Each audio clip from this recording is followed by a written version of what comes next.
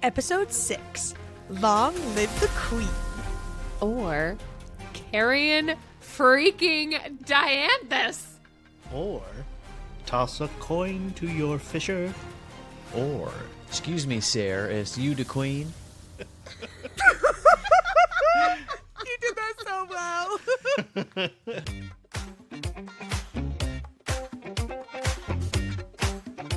Welcome back to Between Pages and Friends, a book club podcast hosted by Con and Lauren, two besties who are reading this book for the very first time, and Jon and Kyle, their 5-star husbands and the evil masterminds behind this season of the show. I'm Jon. I'm Con. I'm Lauren. I'm Kyle, and welcome to our 6th and final episode on Quicksilver by Callie Hart. Today we're talking about Quicksilver, chapters 39 to 45, aka the end of the whole dang book. Hopefully this goes without saying, but just in case, we are discussing the end of Quicksilver today. This will include spoilers for the whole dang book. If you love freaking out with us about this ending, go ahead and send this episode to your favorite reading buddy so they can freak out with us too. But before the freak out begins, let's take a brief pause for an episode content warning.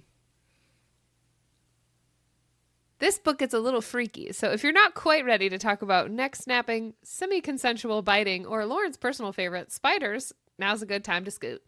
And if you're devastated as we are that the book is already over, keep the party going over on Patreon. For $5 a month, you can hop into our Book Bestie tier and gain access to our cozy Discord space, join monthly book chats and live events, and connect with a whole community of fellow readers. Or go big with our $10 Found Family tier. You'll get all that, plus early access to ad-free episodes, merch discounts, exclusive voting rights, and a backstage pass to our behind-the-scenes chaos. And next month, we are officially going to Enchanticon. I can't believe it's already here. Come hang out with us in person August 15th through 17th in St. Louis, Missouri. We'll be there as event influencers hosting spoiler-free chats to help new readers fall into the Throne of Glass series. Grab your tickets at enchanticon.com, and don't forget to use our code FRIENDS15 for 15% off. And last but not least, your reviews on Apple Podcasts and Audible are the magic that keep our podcast going. It helps more readers find our little corner of the internet, and they always make our day. Here's a recent 5-star review on Apple Podcasts from our new bestie, Pleplius, titled, My New Favorite Podcast. Found this book-loving crew while reading ACOTAR on Instagram. Loved following along with Jon's reaction while reading it, and started Throne of Glass after that and came across this fabulous podcast. I think I look forward to listening to you four discuss this book as much as I enjoyed reading the series. Can't wait to read Quicksilver with you all next. Thanks, Pleplius. Oh, that's so nice. Cute. I'm excited you read with us too. You got to catch up now. We're at the end. Yeah, hurry. They probably sped through Hurry. it. That's what everybody else did. I know. Yeah, as soon as they announce it, they're like, I'm done. Put an episode out. All right, this brings us to Con's last declassified fantasy pronunciation guide for Quicksilver. Again, the part of the show where we highlight all the new names and places mentioned in this chapter section. For places, we just have Berylliath, mentioned when Malcolm was talking about Loreth. Characters, we have Morthil, the spider demon, creepy thing. Then Carrion Swift, also known as Carrion freaking Dianthus, firstborn son to Rurik and Amelia Dianthus. And then we learn about Orlena Perry, the slave from Madras Palace that saved Carrion and raised him. Finally, in world building, the Festival of the First Song. This was mentioned during the explanation of Gilthry. This is something the Fae were all out celebrating. And now with your final Quicksilver recap, here's Juan. Yes, falling right into a lake. More like smashing into it, am I right? Loreth finds Saras in the water, brings her to shore. Carrion is still out there, so he goes back out. Carrion is unconscious, but a threat from Saras about being a lousy lay has him back to life, spewing water, almost drowning. And their only way off the beach is up. Oh, damn it. I forgot what I was going to do. Hold on. Oh, yes. Okay. So sorry. Spewing water, almost drowning, and their only way off the beach is up. I'm not going to do it. It's stupid. As they begin to climb, a wall of sound is heard from the top. Anarath Moor. They make it all the way up and witness a giant amphitheater in front of them filled with people shouting, and they see a far-off dais where Saras can sense Fisher. Heron, of all people, comes up behind them, looking a little rough. Dude ain't dead. He has a dagger to Laura's throat, makes some kind of like magical vortex, and Saras is the first to step through. She comes out of Heron's vortex on the dais to Fisher, looking a little worse for wear, but still alive.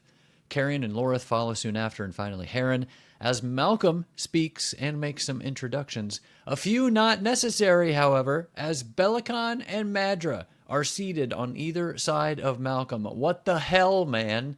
We get through some pleasantries, yada yada. Malcolm sipping from his blood goblet, Madra being a huge bee, Belicon an insufferable chode, and finally get to a point where Belicon releases Fisher from whatever oath/bond that they made years ago, so Fisher can finally confess what happened at Gilthry.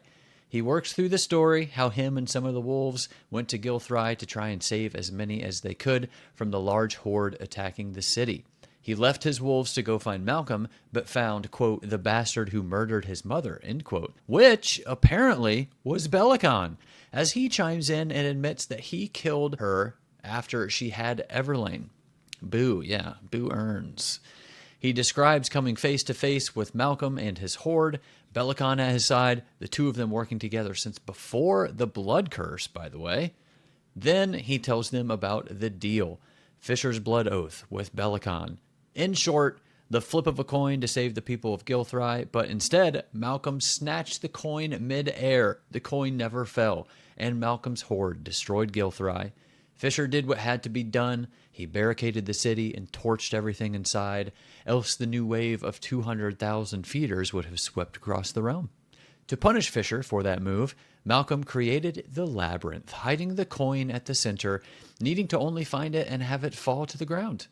Then we learned that all that time he was away was in the labyrinth, 102 years to find the center and 8 trying to find the coin. Then one day the ground shook and a crack appeared, revealing the Quicksilver pool underneath, which Fisher obviously jumped into. Malcolm mockingly asks why Fisher went into the Quicksilver, and Fisher tells him because he felt his father's sword and went to go get it because he would need it. For this! And in the blink of an eye, he smokes over to Saras, grabbing Solace, rotating quickly and driving Solace right into Belicon's gut. Then yanks it free, spins again, drives the sword into Belicon's neck, piercing it through the other side. Fuck yeah, dude! Madra screams like the little bee that she is as all hell breaks loose. Malcolm tries to attack Fisher, but Lorith stops him short with a Visieth. Heron goes for Saras. Carrion takes out a few guys. Fisher yells for everyone to run for the labyrinth. It's crazy. It's chaotic. Heron and Saras are fighting. Madra urging him on from the sidelines. Like, what? Like, Saras a little cheerleader, like, go Heron! Saras gets the upper hand, breaks his neck, and the 4 of them wind up at the stairs and start to head down into the maze of obsidian. Fisher explains that the first 10 moves into the labyrinth are always the same, and you come to the first obstacle. But then it starts to change. Plus the walls move, so they need to be on their toes. Fisher guides them to an opening where they face something of nightmares. So sorry, Lauren. A spider-like creature, 3 times the height of a grown man, more legs than they could count, its hind abdomen. You know what? You can read it on your own. You probably have already, so you know what we're dealing with here. Carrion almost runs into it as they grind to a halt. Fisher instructing them not to move as the demon tracks movement. Its name is Morthil. Fisher's plan is to have Saras guide them by detecting the Quicksilver pool in the center of the labyrinth. She finds it and knows what path to take. They just have to make it past Morthil. They slowly make their way when a wall shifts, springing Morthil into action. Fisher wields Solace, taking one of Morthil's legs. Take that, you demon spawn! They make it out, but Morthil pursues above them, above the walls. Saras getting it with a dagger, Fisher taking another leg. It falls down and Lorith stabs it through the skull. Temporarily down, however, Fisher explains, as it will eventually respawn. Yay! Saras guides them to the center as they come upon millions and millions of coins. Malcolm is there to greet them, of course. And Madra is there too. How delightful. Oh, and Belicon as well, looking right as rain, like nothing had ever happened. Cool. The party at a massive disadvantage on all fronts. Carrion steps up, starts to antagonize them. Fisher tells Saras that the coin they need is part Quicksilver and that she needs to track it down as possible. As Malcolm makes his way to Carrion, and with a final snarky comment, Malcolm bites down on Carrion's neck, But as he starts to drink, a wave of surprise and shock rushes over Malcolm as Carrion tells him that it's quite rude to cut people off before introducing themselves, and goes on to introduce himself as Carrion Dianthus, firstborn son to Rurik and Amelia Dianthus. Clearly, Dianthus blood is a no-no for Malcolm as he starts to vomit. Fisher urges Saras to find the coin as fast as she can because, run, you're the gingerbread man. I don't know. She races into the labyrinth to find the coin as it begins to speak to her about a bargain. During their mind chat, she admits that Fisher is her mate and agrees to the bargain of a small favor, and it guides her to it, where she finds it at the bottom of Morthiel's throat.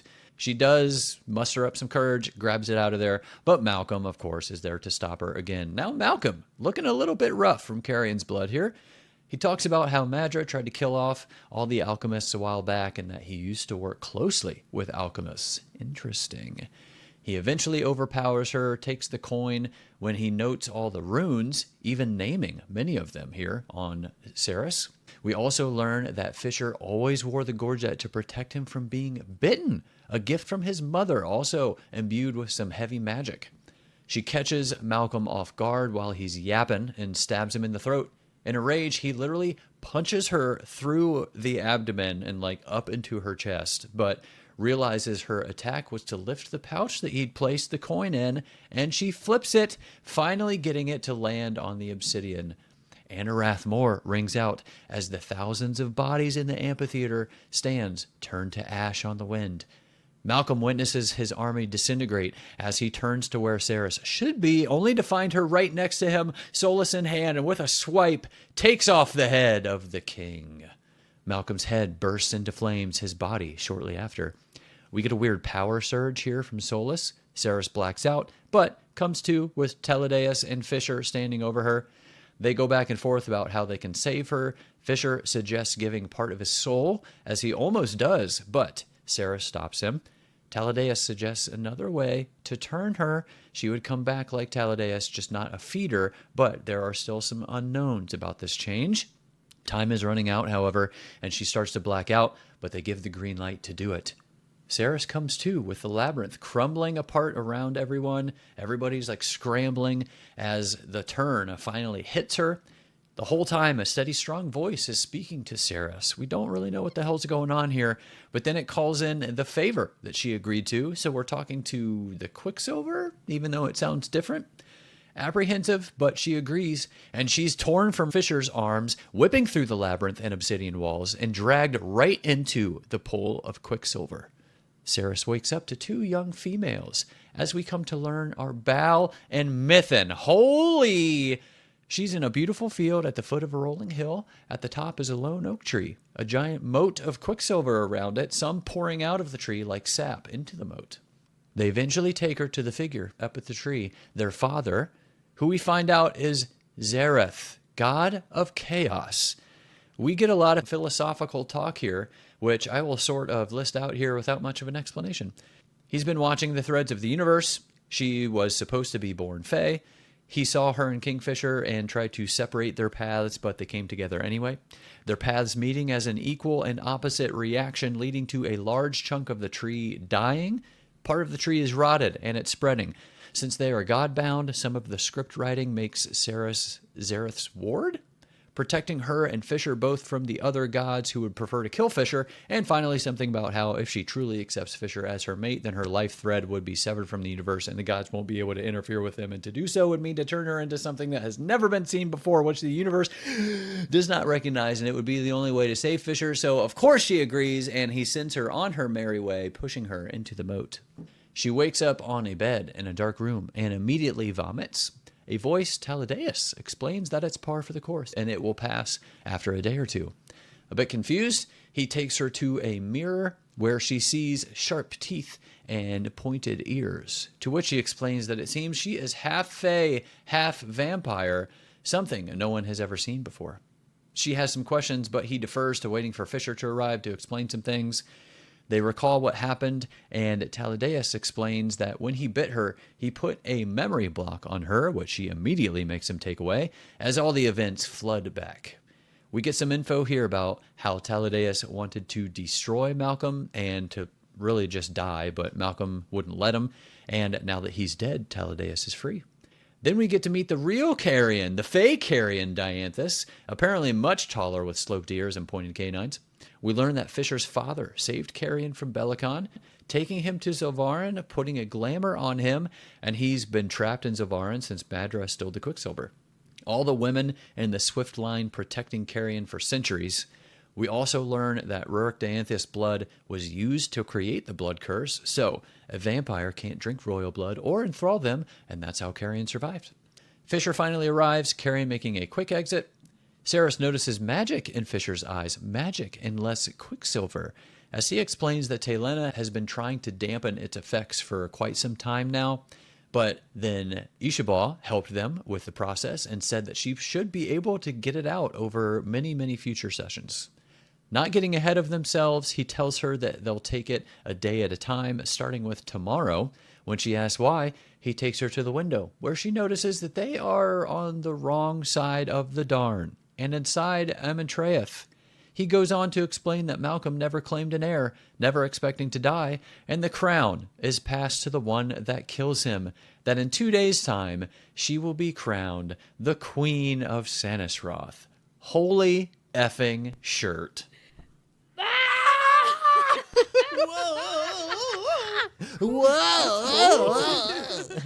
Well, thanks, Jon. Let's get into it. Chapter 39. Anna Rathmore. Yes. 39? Chapter 39. 39? Anna Rathmore. My first note is, I fear I will never get over Carrion Swift. Nothing to be afraid of, darling. It's fine. Get under him, am I right? If you can't get over him, get under him. That's what I always say. Hey, you got the green light from your husband, so Yeah, probably I shouldn't. guess it's My- free game. I was speaking for Fictional myself. hall but- pass, I guess. You were speaking for yourself. But no. Oh, anyway, you mentioned this in your recap. I just thought it was hilarious when Saras was like, Carrion Swift, if you don't wake up right now, I'm going to tell all your asshole friends back in the third that you were a shitty lay. And he like jolts up and vomits. He goes, you wouldn't fucking dare. It's such a Carrion thing to do. It is. It is. I just love him. Well, we just read a book for book club and we met with all our group and I was talking about like a lovable side character and I was trying to not give spoilers for this book. So I was just like, a lovable side character from, the other book we're reading. And you like looked at me super serious and you were like, oh, you haven't finished this week's, have you? And I was like, no. And you're like, okay. And like we moved on. I could have sworn Carrion was going to die. Like you looked at me like so serious.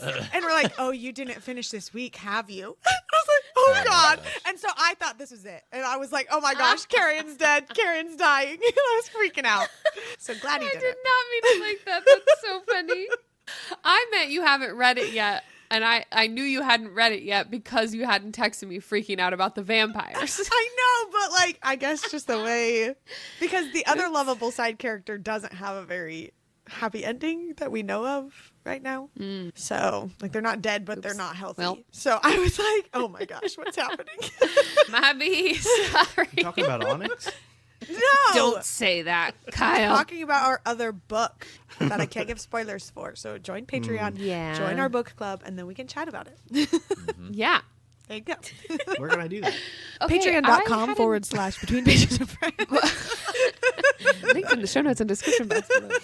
Okay, I had a note in here when they first realize who the people in the stands were. Well, first of all, floored that Malcolm kept all of these innocent people from Gilthry half alive in the stadium, and that they're the ones shouting Anarath more. But then I saw some other notes about the Quicksilver actually being the voice of the gods the whole time. So is it always the gods speaking through the Quicksilver, or in this case was it?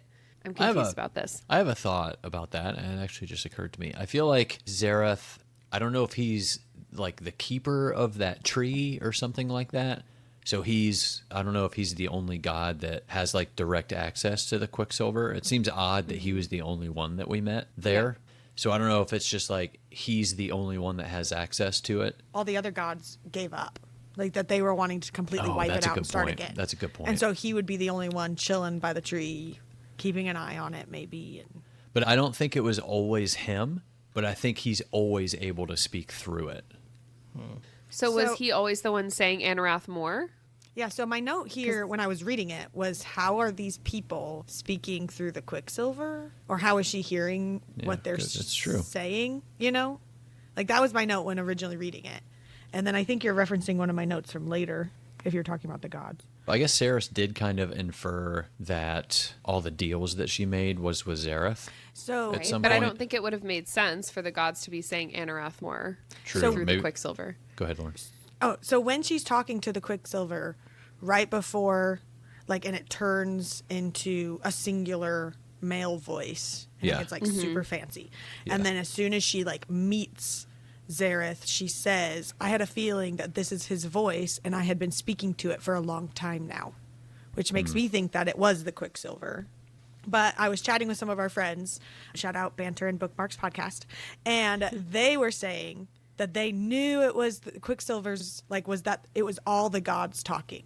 And they just knew that was a thing early on. That was their theory, and they, like, picked up on it the whole time. And I was like, Interesting. I literally never thought that once. Like, it never crossed my mind guess- that would be maybe the gods talking, or a different god each time, or, like, I don't really know. My question for that would be, why would the gods be saying release us? Release us. That's what I was confused about.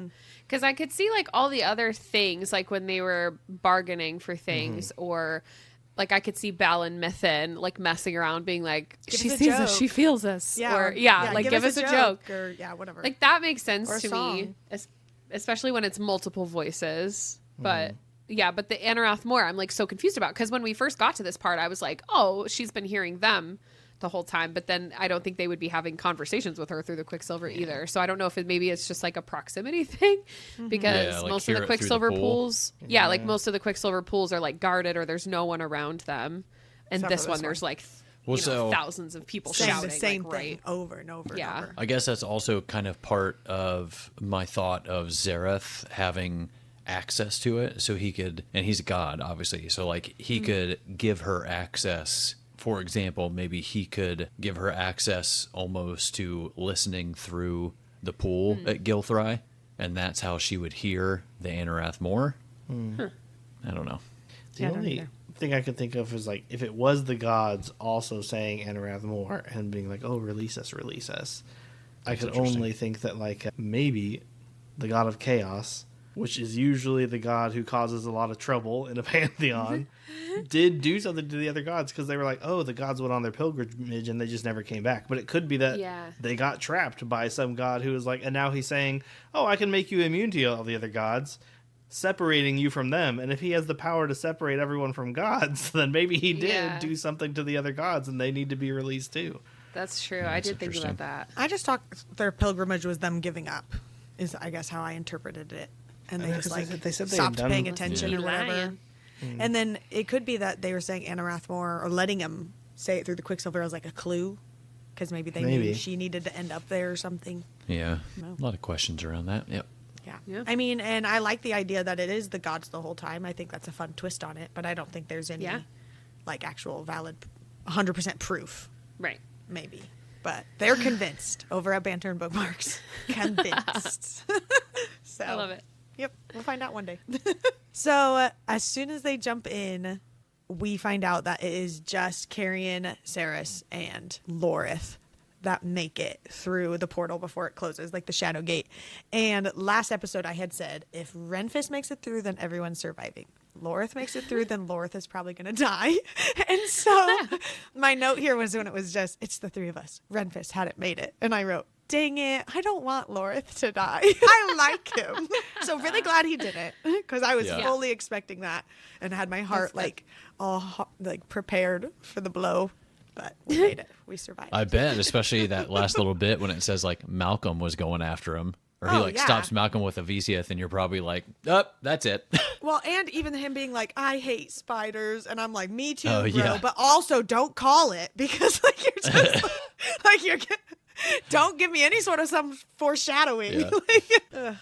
I think pretty soon after that, Lorith sort of whispers when they get to Amantreath and sees everything. He's like, what in the five hells am I looking at? And a voice comes from behind that says, actually, this is only the first circle of hell, Lorith of the Broken Spires, but I'd be very happy to introduce you to all 5. And a few episodes ago, I was like, oh, there's 5 hells, but only one the devil. But now this one's like, oh, there's 5 circles of hell, and there's a the devil, which makes more sense. So I was just glad that they... Does that make he Malcolm specified the devil since he made this labyrinth?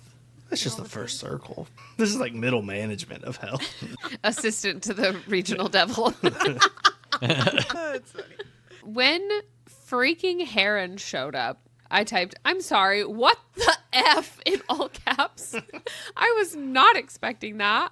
I know, like, John mentioned that in that first, I think it was the first episode, Lauren was like, no body, no death. Mm-hmm. And I just had completely forgotten about him, and I was just not expecting that. And I'm still really confused about when or how he and Madra even got to Amontreath. Do we have My only thoughts on that? assumption is when some Quicksilver is used, it's all activated, right? Right. So if she's been practicing with it or making swords or doing whatever, does that open all these pools and they just waited for one of those moments and jumped in? Like, I don't know. Yeah, I don't know, because what we else talked would make about that, because it sense. was like, if she's just liquefying like one tiny little bead of it, like, does that enough to constitute like every pool everywhere is activated? Or I don't know. But I guess she also activated it when Kingfisher went back and got Carrion. Yeah, but she closed it And right that- away. And nobody at least got Yeah. through that door, but I guess that doesn't mean somebody didn't. But the pool Through at another Amontreath, Yeah. I mean, they could have gotten through at that time, I guess. But he was also going through the palace in Zilvarin, so I don't know. It just sounded But it was like open for like an hour. It only sounded like she was just there because they were monologuing and telling her the whole story. Like as Yeah. if she hadn't been there for the however long, Right. Right. between Kingfisher getting Yeah. Carrion to this moment. Would be the only thing against that. But I don't obviously know. So Yeah. I don't know. Let's just call Callie. Just real quick. Hey, girl. Got a quick question. Hey, girl. I wish. Oh my gosh. Okay, chapter 40, introductions. I was really devastated by Kingfisher just like trading his place for Everlane's after finally escaping, and he was just accepting his fate there. He was just gonna stay there by himself, unarmed. That was really devastating to me. I was not happy about that. So go Carrion for getting everybody over there. And then there, sitting in the center of the dais, was Malcolm. To the right of the dais sat Belicon. To the left, Madra. And I wrote in all caps, evil little geese, the lot of them. I don't know. I like literally screamed and like was like, oh my God, like this whole moment. And Kyle texted me, are you okay? I'm upset. Said, let me be. I am not. Oh, so then Malcolm nods to Heron, and the guard, quote, brought the hilt of his dagger crashing down onto the back of Carrion's head. The blow cut Carrion off and sent him crashing to his knees. And I wrote, I already hated this bitch, but now it's personal. So mad about this. And then it was even better later when like we find out he was about to tell him who he was. Okay. My next note is that I'm generally super grossed out at Madra calling Malcolm her brother. But then Saras thinks, but how could Belicon be her brother? Human, fae, vampire. I still don't think she's human. I thought this was interesting because when they first referred to them that way, it's like capitalized as if it's a title, like, oh, sister and brother. But then like 2 paragraphs later, not capitalized. I'm like, okay, interesting. I'm really confused on, what way they're using this word. Yeah, I don't know. I Maybe that's I feel like they're old version though. When you're reading. I feel like they're using it in like a formal way, if that makes sense, and not a literal way. Do you know what I mean? It could be literal, maybe. Yes. I don't. It might there's be, no but- way she's human, like in that she's lived that long. She's She gotta might be. Why not? She's just got some kind of like magic going on. I do think that she's utilizing some kind of like freaky witch magic or something, but I also think that maybe Malcolm turned her Yeah. so that she could turn or enthrall people like Heron. If Heron's That would make enthralled. sense. That would make yeah. sense. That would super Because make it does sense. say Heron. back in like the beginning of the book that like his eyes would go glassy and his face was expressionless while he was like obeying a command, basically. Yeah, it would. So I could see that. And he kept saying like she wouldn't let him die. yeah, but that I would don't know. super But make then sense. like she could yeah. have been human and then turned Oh vampire. yeah, for sure. Yeah. And then I don't know if maybe they did the Horcruxing thing between Belicon and Malcolm or something, like so that they're all kind of connected. It does seem like they're connected somehow. Okay, so Madra says, I did only close the gate because you, a Belicon, sent that beast through to assassinate me. So there was much to forgive on my end too. So she's acknowledging that Belicon sent Finron there to kill her, but what happened to him? Did she kill him? Like we still have no idea. I was convinced that he was still alive and we were going to see him again. And I think that could still be true. But if she's aware that he was sent there to kill her and she's alive, then I don't know. I'm not super confident that he's alive now. I mean, he made it enough that Carrion was still found in the Quicksilver. So it's not like he brought him into the city and gave him to this family and then went back to Madra. It sounds like something would have had to immediately have happened to a certain extent, right? I don't know. I'm still iffy on the timelines. But their whole like casualness about all of that being like, oh, silly us. We just got mad at each other for like 2 seconds, which is really like 1,000 years and screwed everything up. Ha. That's what I was going to say. I did appreciate like their immortal view on it. Almost like this, they're saying like, remember when we were kids and fought over toys? But it's like, I did try to kill you. Whoa, that was a goof. It really was Silly like me. that. I was curious here. I'd have to go and look again at when Carrion was talking about how Finron took him over and then how what's her name like saved him. Didn't he say she pulled him from the Quicksilver or something? Yeah. Yeah, that was kind of interesting. I thought I had it, but maybe I don't. Oh well. Continue. Okay. My next note is a little less serious. It's when Malcolm says, the fall of Gilthry was a sight to behold, wasn't it, brother? Belicon agrees, spectacular. You were there too, weren't you, dog? And he's like talking to Kingfisher. And I know this is like so degrading and serious, but I couldn't help but read it as like, you were there too, weren't you, dog? Remember that, bro? Like DAWG. Yeah. I have like an additional note for when he calls Fisher dog a little bit later here. So I will add to this on the second Amazing. attempt. But I had a note on this when he says, I think it's Belicon that mentions, or he says something like, now the triumvirate is reunited. And I was just, through this whole conversation, I was just like very curious about the assassination attempt and just like that history with them two, like in general, but also about the comment about the human, fae, and vampire, kind of like how we were just talking. Curious if like one of each is needed for like the power that they wield. Like there's something going on where you need one of each, because we learn later when Belicon says that like if you need to kill one of us to kill all three of us, and it's like, well, they're clearly connected in some like very strong magical way in that sense. So I'm curious if this has anything to do with it as well. Yeah. I would just love to know. I need a history book.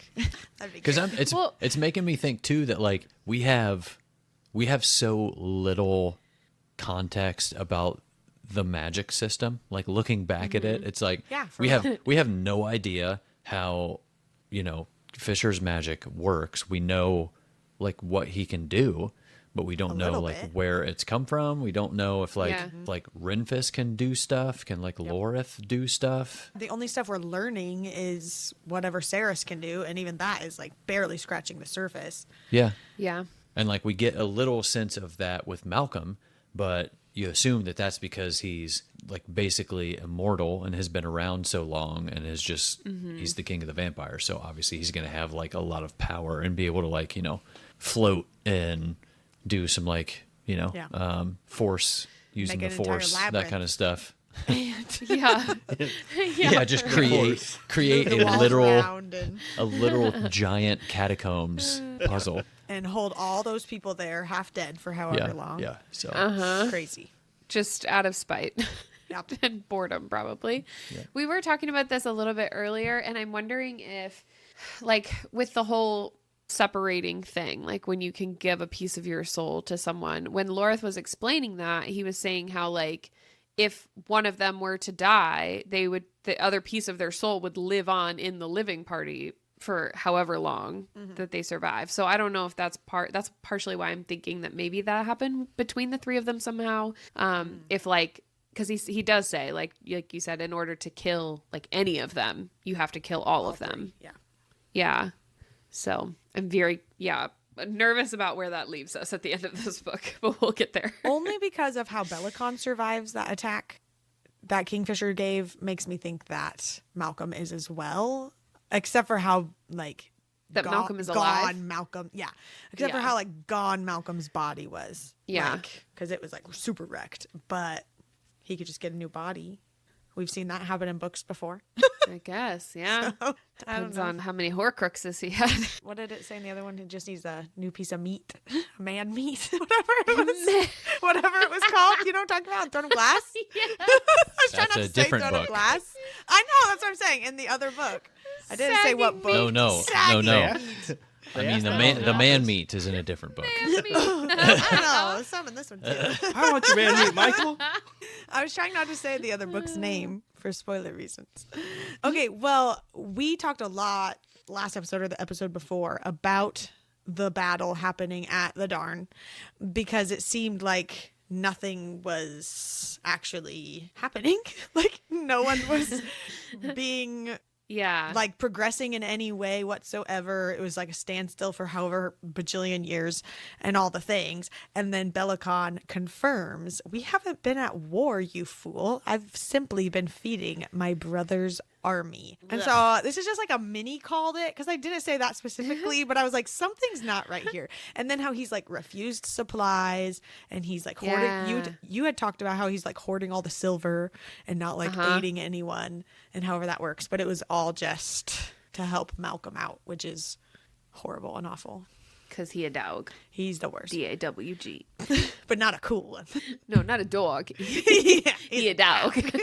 There's a difference.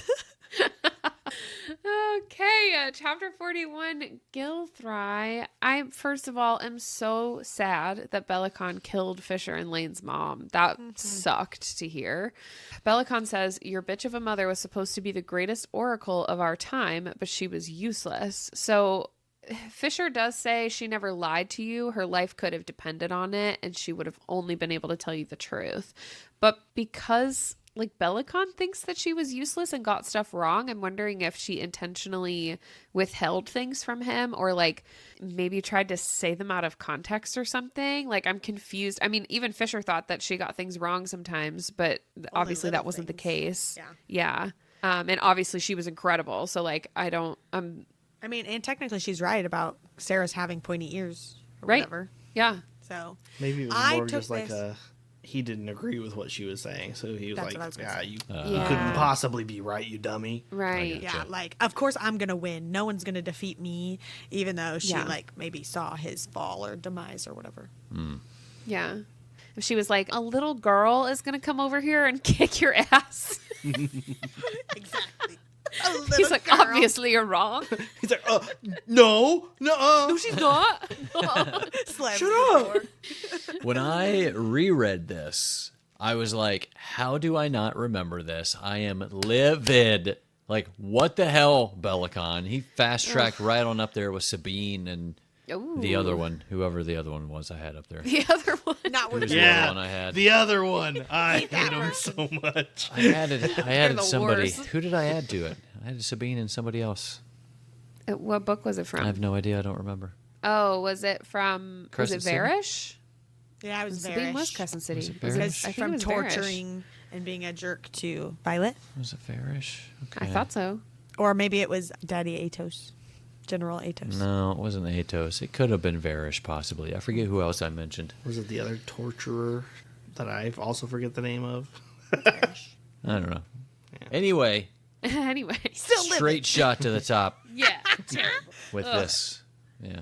Oh, okay. This whole coin toss thing honestly felt a little silly to me at first. I was like, a coin toss? But then by the time it was over, I was so invested in the stupid coin hitting the ground. It really sucked me in.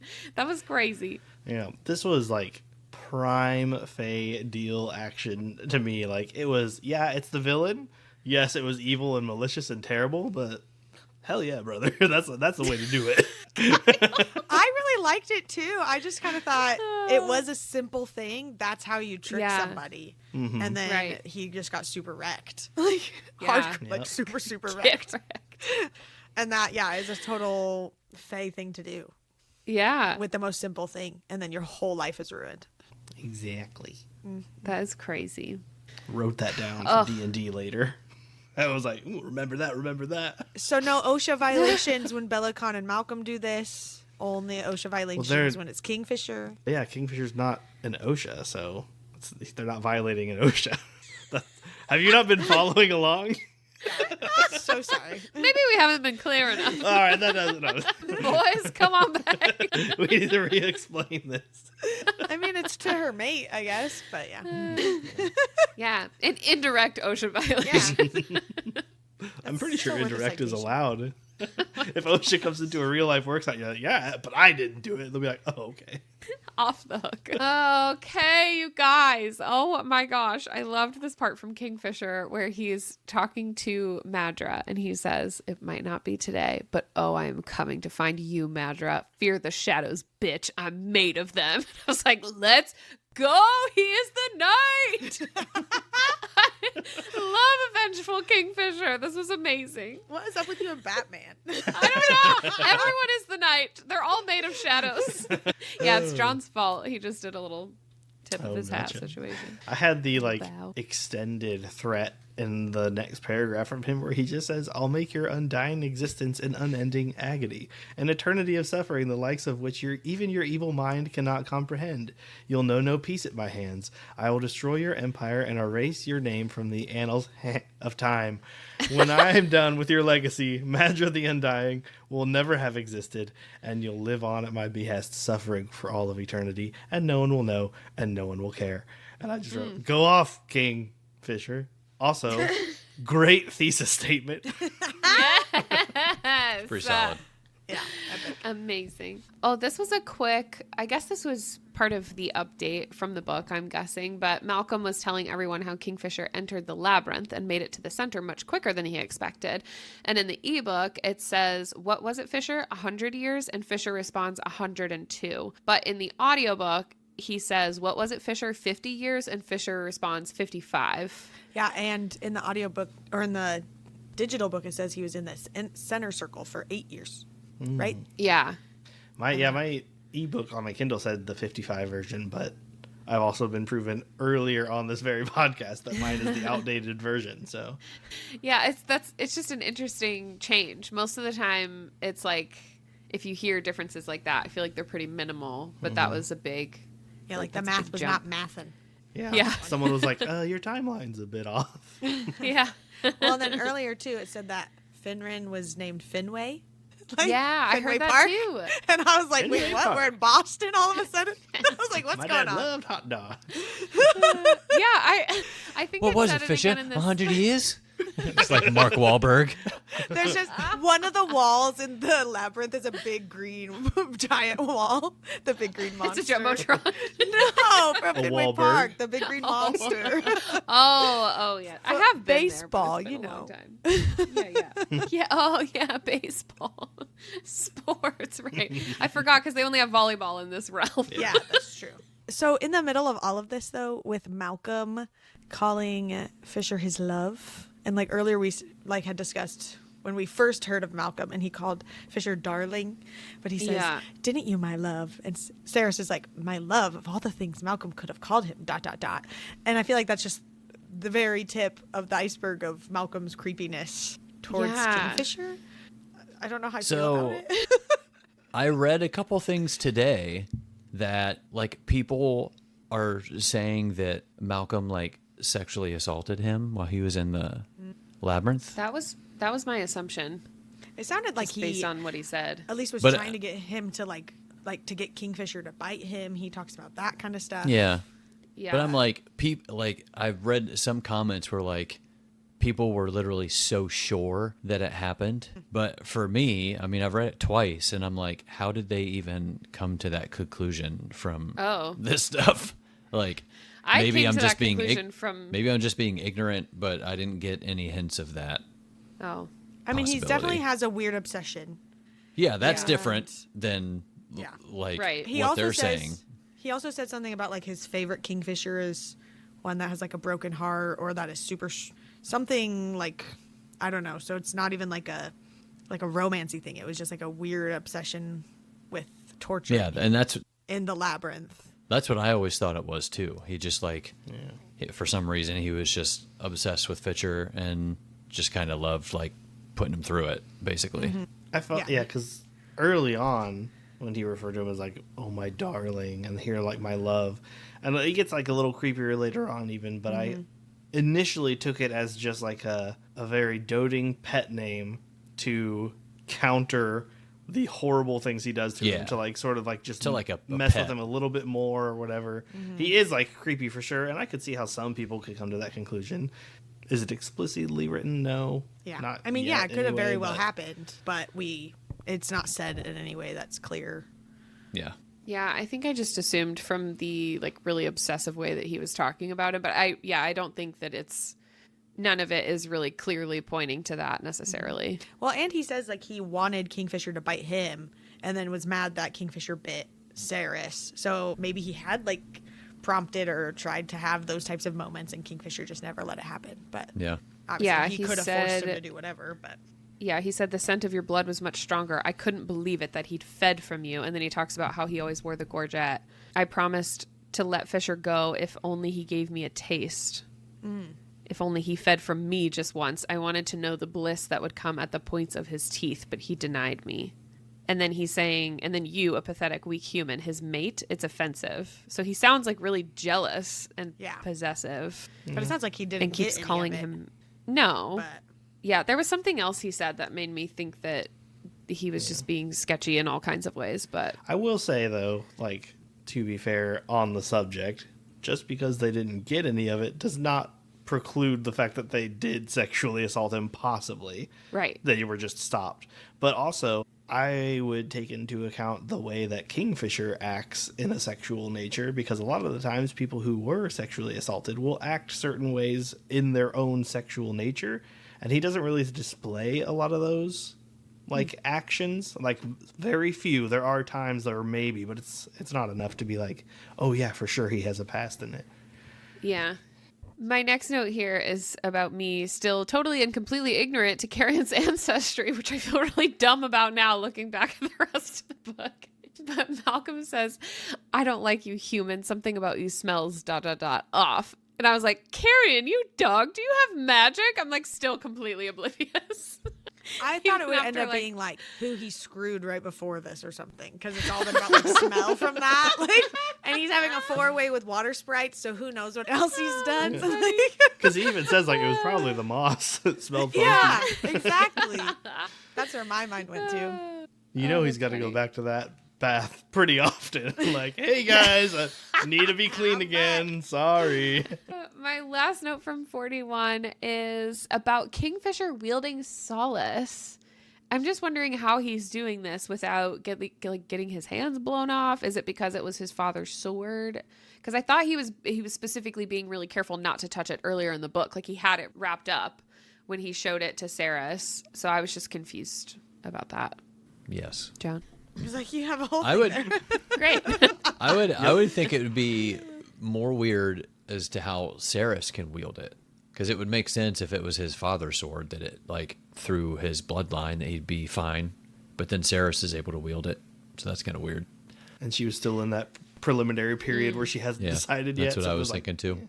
But I just had a little addition here, but it's when he grabs Solus and then like goes after Bellicon. But it's like the second part.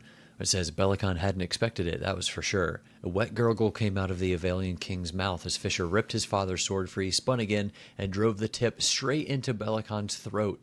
He gritted his teeth as he leaned his weight on the weapon. The gleaming blade pushed all the way out of the back of Bellicon's neck. I just wrote, "Oh shit, yeah!" Like the imagery here. Y'all know I love a good decap. This is like second. Decap. This is like second best here. This is good stuff. I love And it. he gritted his teeth. I think that counts as a cheers. Oh, I think we should drink to that. Let's do it. All right. I'll take a sip. I'll sip. Oh, all right. We're just hunting for them in this end of this book because there are Yeah, none. before we started recording, we were talking about how none of us had any drinkies notes this chapter section. Everybody Stay hydrated out there. Jaws my were water for nothing. left alone. Yeah. Yeah. I know, we were all filling our drinks ready for the episode, and there's none. So enjoy the one you got, everyone. I guess I'll just hydrate on my own time. All right, chapter 42. That'll cost you.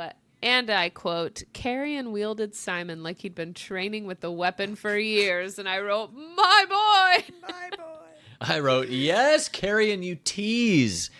Acting like he doesn't know crap when him and Remphis were sparring.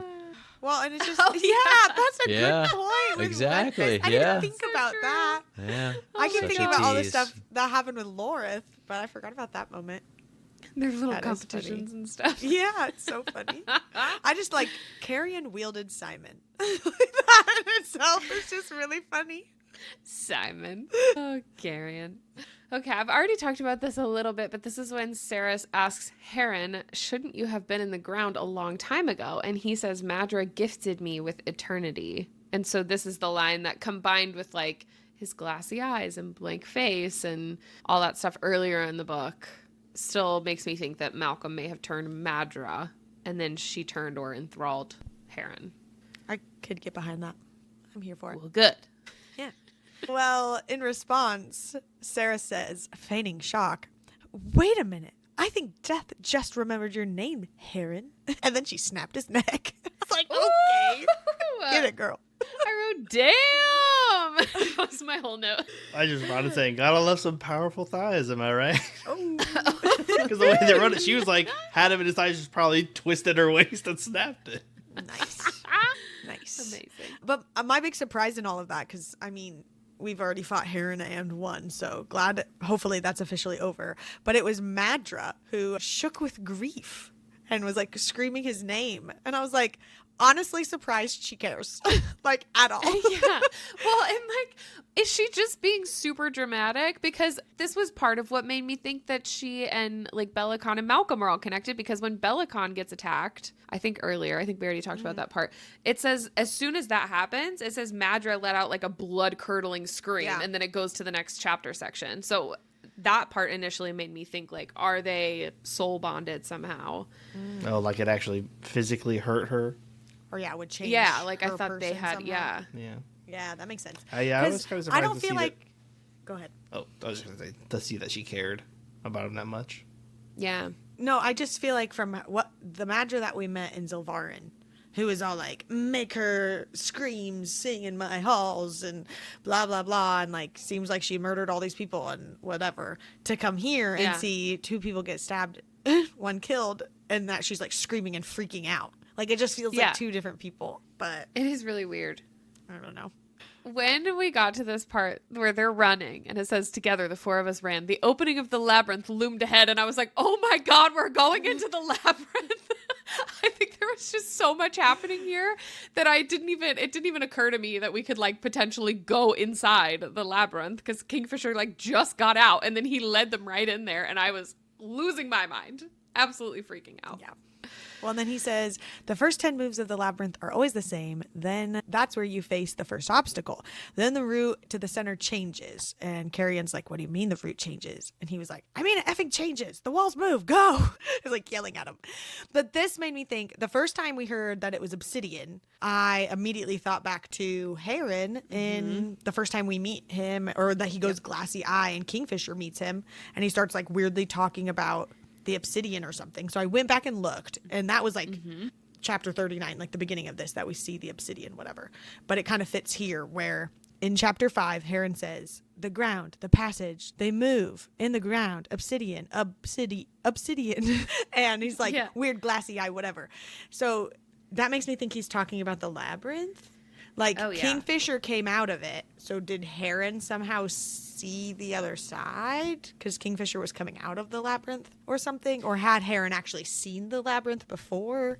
And this was not Maybe his he first been there, time. yeah. You know, I Or- wonder though if maybe that is tied to like how she could hear them saying Anarath more. Maybe it is just like that. You can hear the other side. that veil is just thin, like when the Quicksilver is activated or something. I don't know. Because the Quicksilver was like on him, like attacking him, sort of.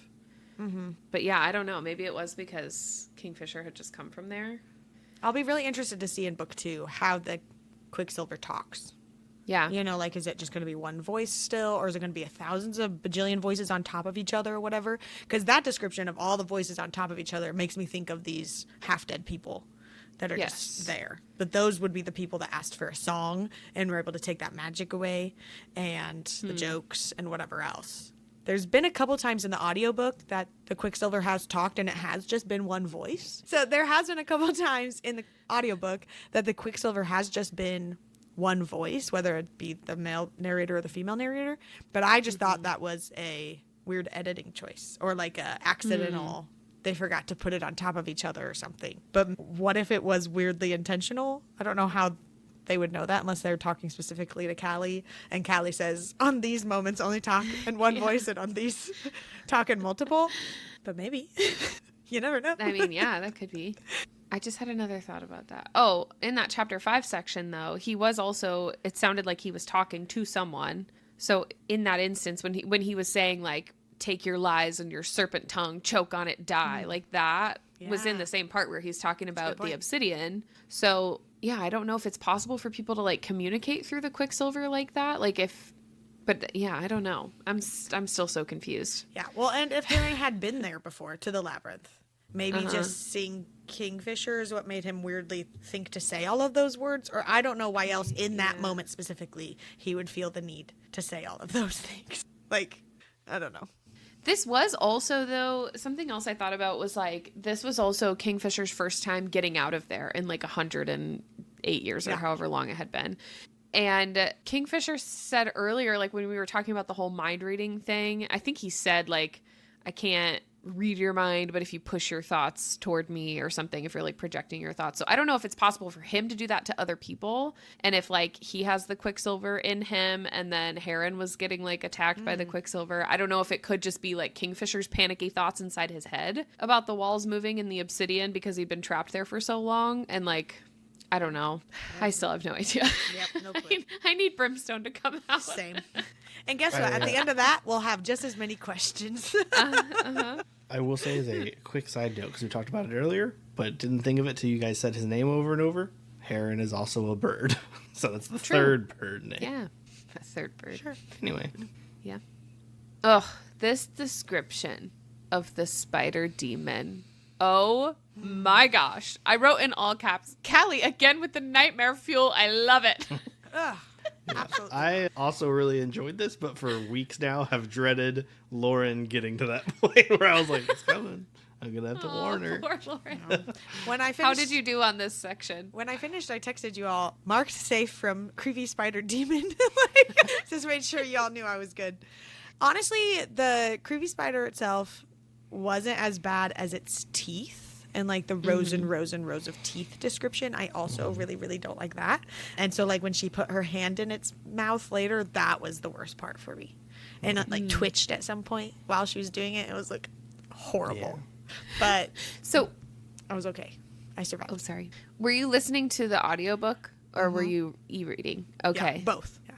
Because the spider's voice really creeped me out. Really? There was like one line, just the one line, the way that Anthony Palmini read it, where it was like a creepy whisper where he was like, feed, I feed. Yeah. That line, I was like, ooh, okay. Maybe I just blacked out for all of that. Yeah, I was like, this would be an interesting time to listen to the audiobook for sure. But it was that the front of it like looked like half of a fae male like or something. Male. That was the part that. But with it was the no face and ears and stuff. It was the creepy, just the mouth. Yeah. But like real creepy. I don't know, like the Demogorgon from Stranger Things, like anything that like opens and it's all the teeth. That is like my absolute is that above worst. Spiders? Probably. Because like spiders exist in real life, and I'm not always horrible with them. I don't like them, but like I survive. If it was a big one, I'd probably freak out. But I don't know. The teeth really freak me out. Big starts at about here for her. Okay. If any of the like reports of finding like spiders, size. The size of a pea. This is the part where Lorith is like pushed back against the wall, clutching his sword, and he's just like, I fucking hate spiders. And I was like, same, Lorith, same. But also, don't call it and don't die. He's a freaking spider. But he's okay. But it did sound like Kingfisher had probably died from that thing. Like, it sounded like he knew exactly how long it would feed on you or, like, wrap you up or however long it would take before Kingfisher respawned, ? Is how I took that. Respawn was an odd word choice, by the way. It sort of was like, respawn? Like, why are you talking like that? And even Saras is like, until it respawns, whatever that means. And I was like, I would love to know what that means. Kingfisher's played video games. Like, nobody talks like that. Yeah. I don't know. In the middle of the spider demon chaos, though, this was actually so cute of Kingfisher. He hooked his pinky finger around Saras's and like blew out a shaky breath. And he's like, we've got one chance at this. And I was like, this is so cute of you doing this little like pinky promise move, Kingfisher. I just thought that was adorable. But my next note was about how creepy this line was from Morthal, like his voice that Anthony Palmini does in the audiobook. It's horrible. But after that, Sarah says, if I ever made it out of this, I was going to be traumatized for the rest of my life. And my note was, same. Horrible. We did it. I survived. My next note is when they make it to the center of the labyrinth here, and Malcolm shows up as well as Madra and Belicon again. And this is when he says, you know, well, first of all, they say, we are the triumvirate dog. And this was mentioned earlier, but I read this, I put, mentioned earlier, but it's giving Randy Jackson, LOL. Like, that's exactly how I read it. Go, check it out. Check it out. It's going to be an O for me, dog. Yeah, that's right. And then, yeah, again, we just mentioned it earlier, but when they say 3 crowns sharing one source, to kill one of us, you must kill us all, and that is no easy task. And I was like, wait. So Malcolm isn't technically dead then. Cool. I'm That's kind of under that same assumption. Yeah, I think so too. But also, But it's like sharing one one source. source. Is that is that like a magic source? something between the 3 of them? Is that a physical object somewhere? That Exactly. they're going to That's have what I'm saying. to That's what I'm saying. dispose of. I feel like it's got to be like a really powerful magical source, especially with apparently how long Malcolm's been alive, particularly. I feel like it's got to be mostly tied to him just for how long he's been alive. Because he's obviously been around like a lot longer than even Belicon and Madra. Do you think it's a different element? Like if it's not Quicksilver, it's Brimstone or something? I don't know if it's book I don't know. 2, but it's definitely, it could be one of the others. All the other ones were like earth and like salt. And I feel like that's not as exciting, but Maybe it's like not an unknown element, but one that Malcolm may know about that alchemists don't or that can't. Because he did say he used to work with alchemists, so maybe it's something that they were able to do, like with Quicksilver or something else, to like make for him or something. Like maybe they made like a special relic for him or something. Maybe it's like each one could control one of the different elements, but Saras is one who can control all of them. Yeah. You know, and so they thought with killing all of the alchemists, they wouldn't be able to have one of each kind again. But then Sarah shows up and can do it all or something. And that I would assume it's something to do with hell. Brimstone, and they've talked about the 5 circles of hell and how Amatrith is like, oh, this is only the first circle. They're gonna go deeper into That or what do they say? It all comes down to blood. So maybe there are some witches involved, since we know Ishabal is like pretty powerful. True. So it could be a lot of different stuff. Like I said, we're like magic. literally have no knowledge of the magic system. So it could be really Which is anything. wild that I've gotten to the end of this book and A love whole it book. so much and all the things, and I know nothing. we got like a lot of the story and the plot for the characters and like kind of like their mission. But when it comes to just the magic, it's like, boy, we looking bad. It's like you really don't get anything about the magic that is going on in this world. Which is crazy. In some ways, I can appreciate it because Oh, I love it. it does give you sort of like a feeling of like, wow, literally anything could happen, and like I have no idea how powerful some people could be, as opposed to like if you do right with a very strict magic system, I would imagine you sort of get caught up in your own rules of it. But if you're just in a world where you say magic is possible and, it's all bent on favors and how strong of a bond you have with people, that really opens it up to a lot more. Well, and especially with like the whole fae and the tricking stuff, like you can literally just be like, oh, that would have been cool. All right, so I'm going to trick them to making them think it's a really cool idea. You just like change your story anytime or change it to fit whatever random ideas or things you would want it to happen, which is kind of fun. But during this weird, because we already got a monologue from the baddies about the whole story and they kind of filling Madra in, which, by the way, I was right about that through the monologue. We got Kingfisher's story with the whole coin flip and whatever, and the reason he has tied for a blood oath. But they kind of continue it here, and they're just like bragging on themselves, kind of like Jon was saying with, how it's no easy task to kill them. And then they say, between the three of us, we'll bring the old gods to their knees and claim every realm we desire while we're at it. And at the time I was like, oh crap, this is scary. Oh my gosh, whatever. And then at the end, when I was coming to write my notes, I was like, now that I've seen a god just like casually wreck a couple realms by trimming some leaves off a tree, I highly doubt this is going to happen for these three guys. You can hope and dream that all you want, my friends. But you're pretty small potatoes when it comes all down to it. Potatoes. So, Yeah. Lauren, you were also right about Bellicon sending Everlane to die at Malcolm's hand. My note was, Lauren, you smarty pants. Thank you. I mean, I don't like that I was right about it, but because it sucks for Everlane. And he called her a bee. I was like, you're a horrible father. That's rude. Horrible. I hope she's okay. At least she's safe. And I feel like she can be safe again in my heart because I was just like so worried she was secretly evil. But I am claiming that she's good as we go into book 2. Watch how I'm screwed like the first couple chapters. But for now, she's on the team good side. Team good but remember at the beginning of this book when I was like, I could totally see Everlane and Renvis falling in love. I'd ship that. And now they're back. They're together. The ones that are stuck there together while she's healing. That's true. They could be falling in love right now. Yeah. I thought that a little bit whenever they first saw Everlane and it was like Kingfisher was yelling and Lorith was freaking out and Ren was just like stoic, like just staring off, like freaking the F out. Maybe. It could happen. I was also theorizing earlier on that Fisher was training Saras to find tiny amounts of Quicksilver for the purpose of like tracking him down if they were separated, but it was for the coins. That made me so sad when they got there and it was just like they got to the center and there were just like millions of coins and he was like, can you find it? I was like, oh no. I'm glad they're not separated. But which is like such a depressing really thing for him. At first I felt like he felt shame showing everybody these things. And like kind of put his head down like, yeah, this is where I've been, kind of energy.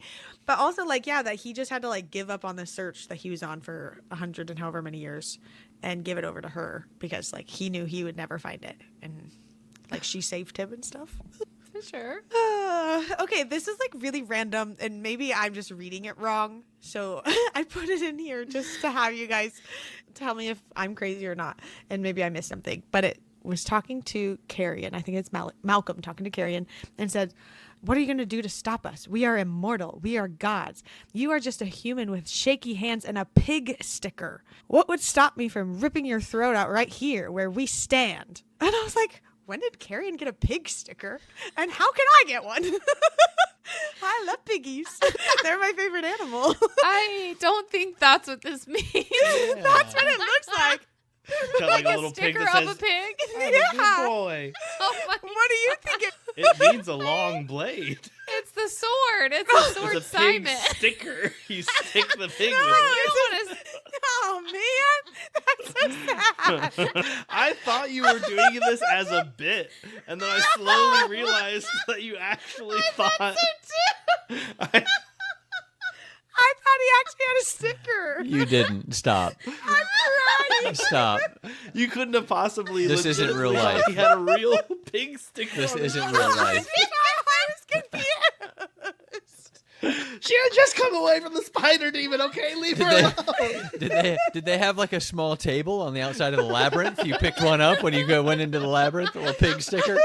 It's for on your way out. Like they're like running through. Asking, He's like, where did he get one. He's like peeling survived. it off and like sticking it on as they're like running through the first part of it. I survived Malcolm's Labyrinth, and all I it's a got little was this big sticker. I gotta go get a tissue. Well, now- I'm crying so hard. Now we literally have to make that sticker. I want one. It sounds cute. Oh my god. I thought that's actually what it was. Oh my goodness, Lauren. I like kept wanting to believe in you that it was a bit until like I was like, wait, this is not commitment. This is just real belief. How can I get one? I want a pig sticker. I gotta go get a tissue. Wow. I need to blow my nose. I'm glad I didn't ask Kyle about that off pod because I almost did, but then it would have been ruined. Yeah, you wouldn't have put it in. No.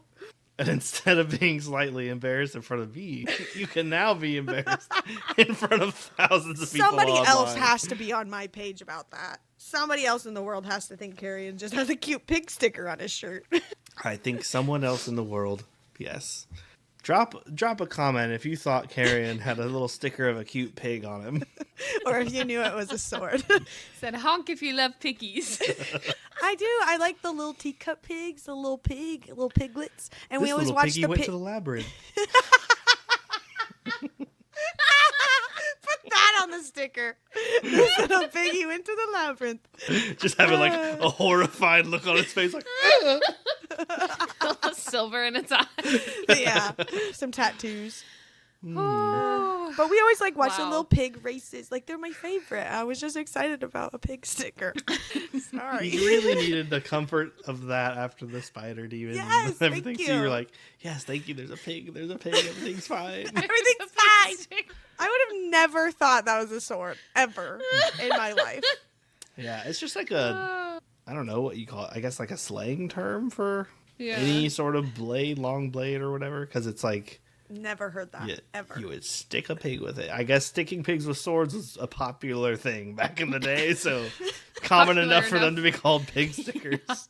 I'm not sorry about that. I'm keeping it I that will never get Karen over has a sticker of a pig on his shirt for the rest of this series. Wow. He just moves it from shirt to shirt. It's got all the lint from other shirts on. Yep. He just magics it onto all of his Yeah, there you clothes. go. Because he's Faye. Yeah, he which is my is. next note. Ooh, nice the transition. way that I screamed over Carrie and fucking Dianthus. I don't think I've ever reacted to a book this audibly. Ooh. I was making dinner while I was listening to this part, and I kept stopping to type shouty all caps notes. And then when he said his name, I literally screamed, jumped up and down around the kitchen, and then I burnt my grilled cheese because I was freaking out about this Not the grilled cheese. for several minutes. And John was upstairs. He was upstairs giving the girls a bath, and I was trying to make food downstairs. And he heard me scream from across the house. That was definitely I was jumping up and down, and I screamed, "What?" And he poked his head out the door, and he goes, "What did you just read?" I'm like, "Carrie and Dianthus?" It was so good and so well hidden.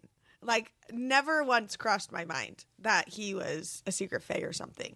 And so I was trying to see if there was anything that I missed or something. And so from chapter 8, yeah. when they're talking about Madra and Bellicon, one of the first times they sit down for a history lesson, quote unquote, Kingfisher was talking about how Madra wants to rage war on Bellicon once the Quicksilver is opened because she tricked him, cut off his trade to other realms, and then says, not to mention the fact that there are still rumors floating around that the Dianthus heir is in Zilvarin somewhere.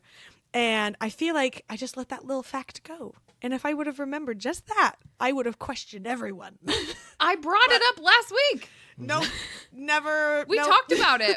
We had a whole conversation about it. We also had the whole conversation about how his grandmother made him memorize all the crazy facts about the Fae. Yeah, that's true. We Nope, didn't talked about stick. it so much.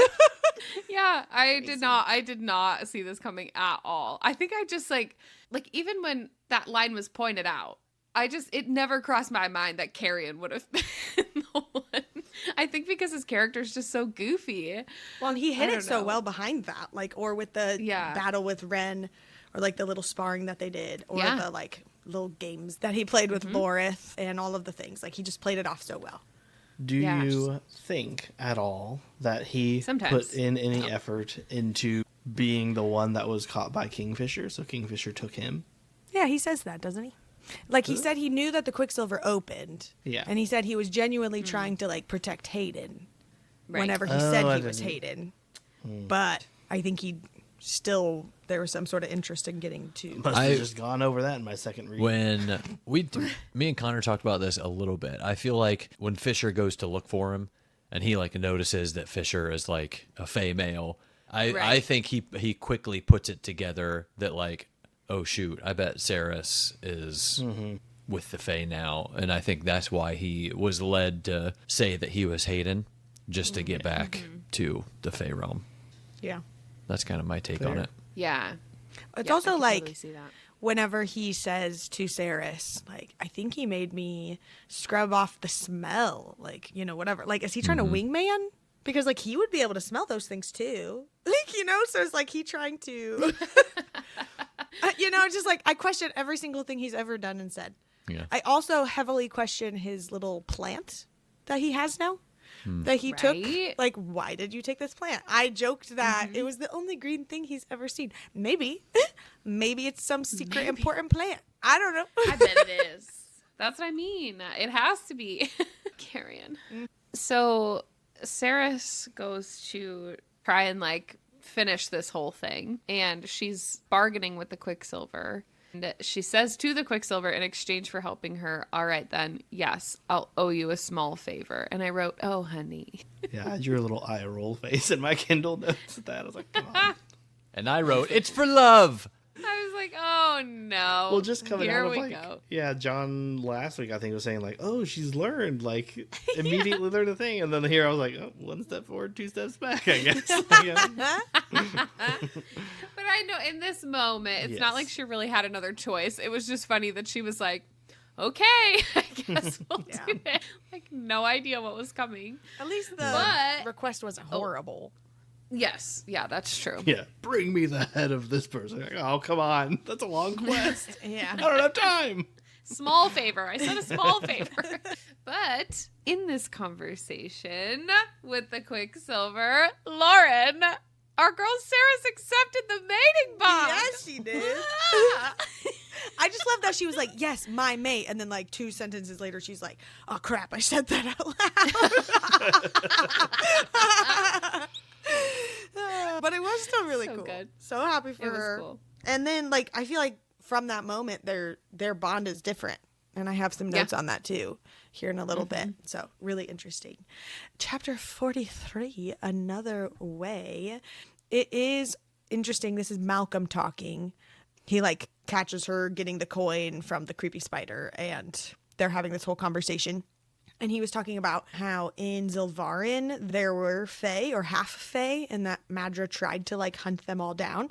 Said probably allowed 1 or 2 to slip through her fingers. They must have hidden in her city and started families and bred. So that's wondering about how much of that does Saras have already, that she at least is able to be an alchemist. And then also how many others are in Zilvarin that would be secret Fae people and maybe know things, kind of like Carrion was. And is that going to be a whole thing? Like, because it could be Finrin, but also, like, who knows, however many else. So that's a whole big question mark. Oh yeah, like we were talking about the merchants in that first chapter section. Oh yeah, that had magic and then it went away or whatever. Yeah, good point. Yeah, like Vorath Shaw and stuff. John was saying today that he thinks Elroy is Fae as well. Oh, interesting. Which I could totally get behind.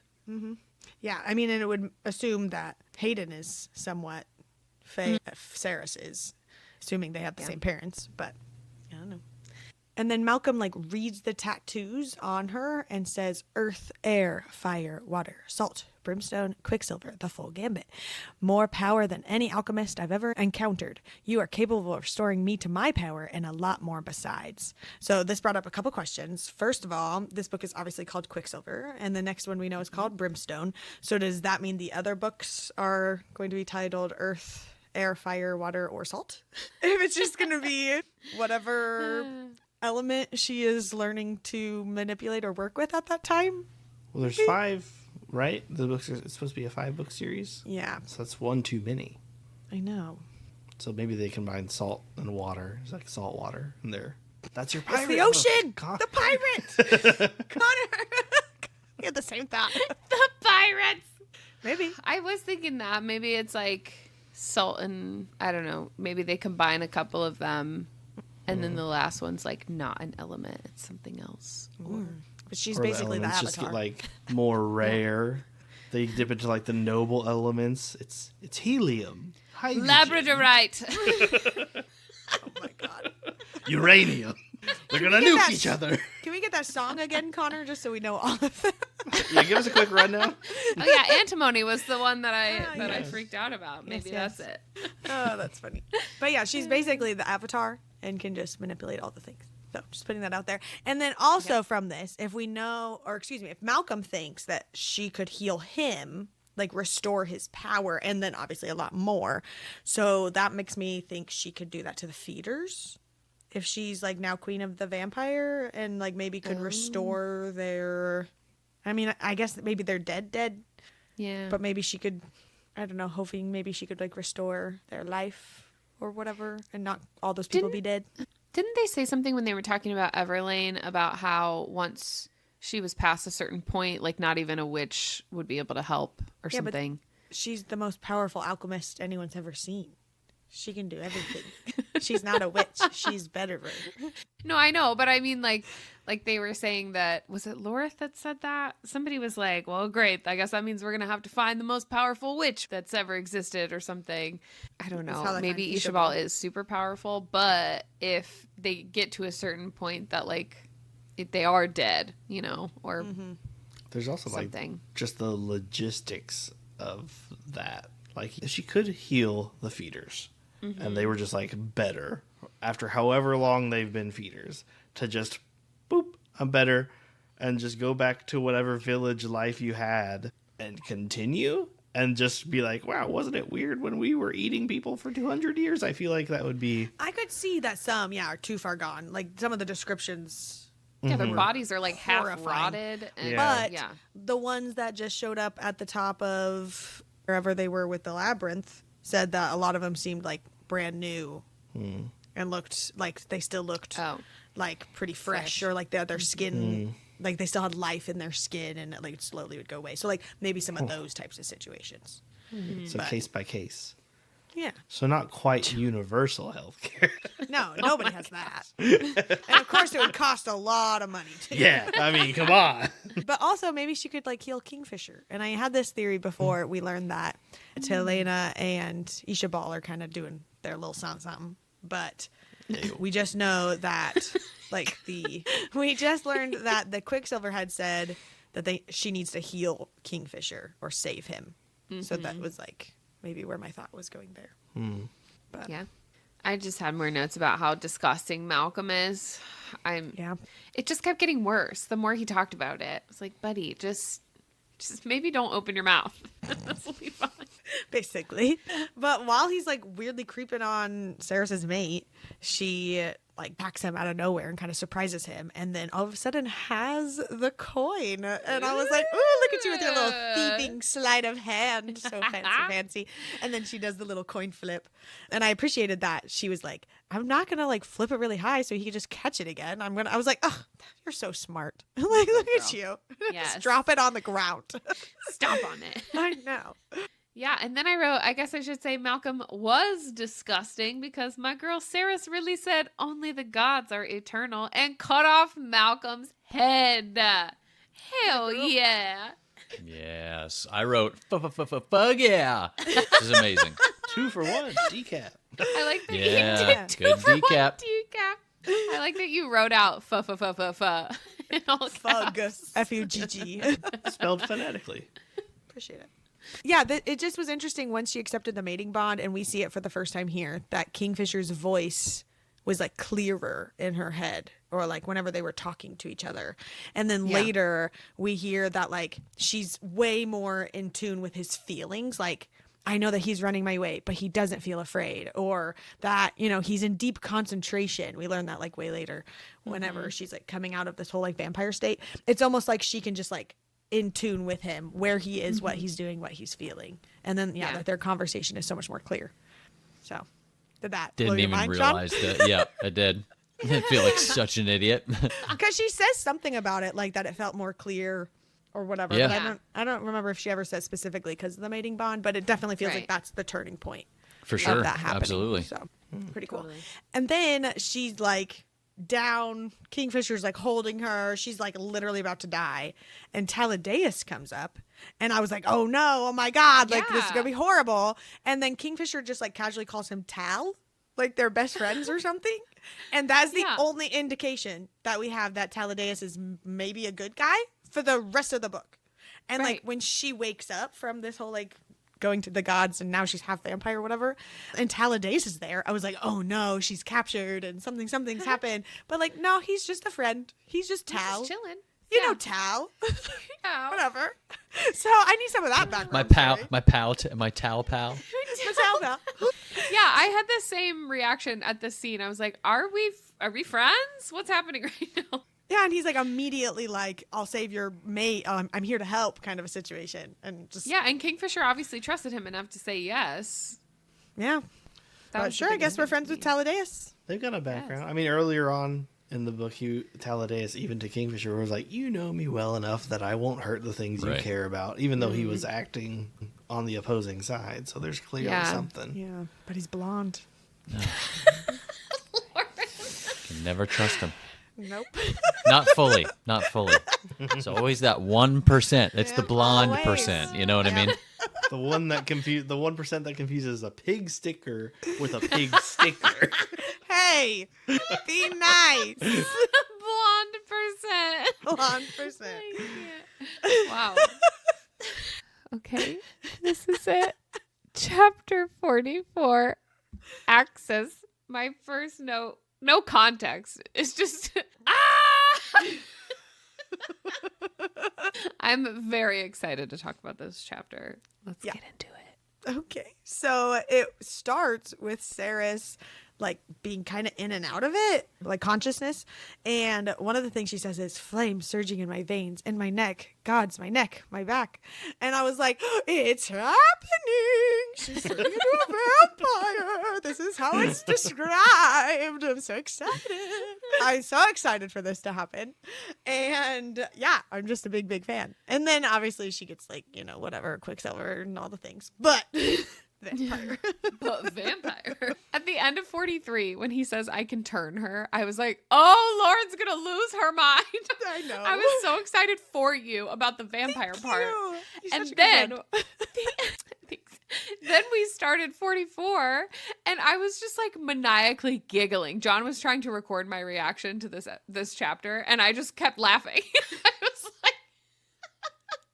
I was just like laughing in disbelief, like a crazy person through the whole chapter. I knew that this was Balin Mythin immediately, which I will say made me really appreciate reading this on the podcast, because I feel like details like that would have just gone right over my head on a first read. Like, I don't think I would have really paid, I mean, as much as I am on God's Watch and stuff, I don't think I would have paid as much attention.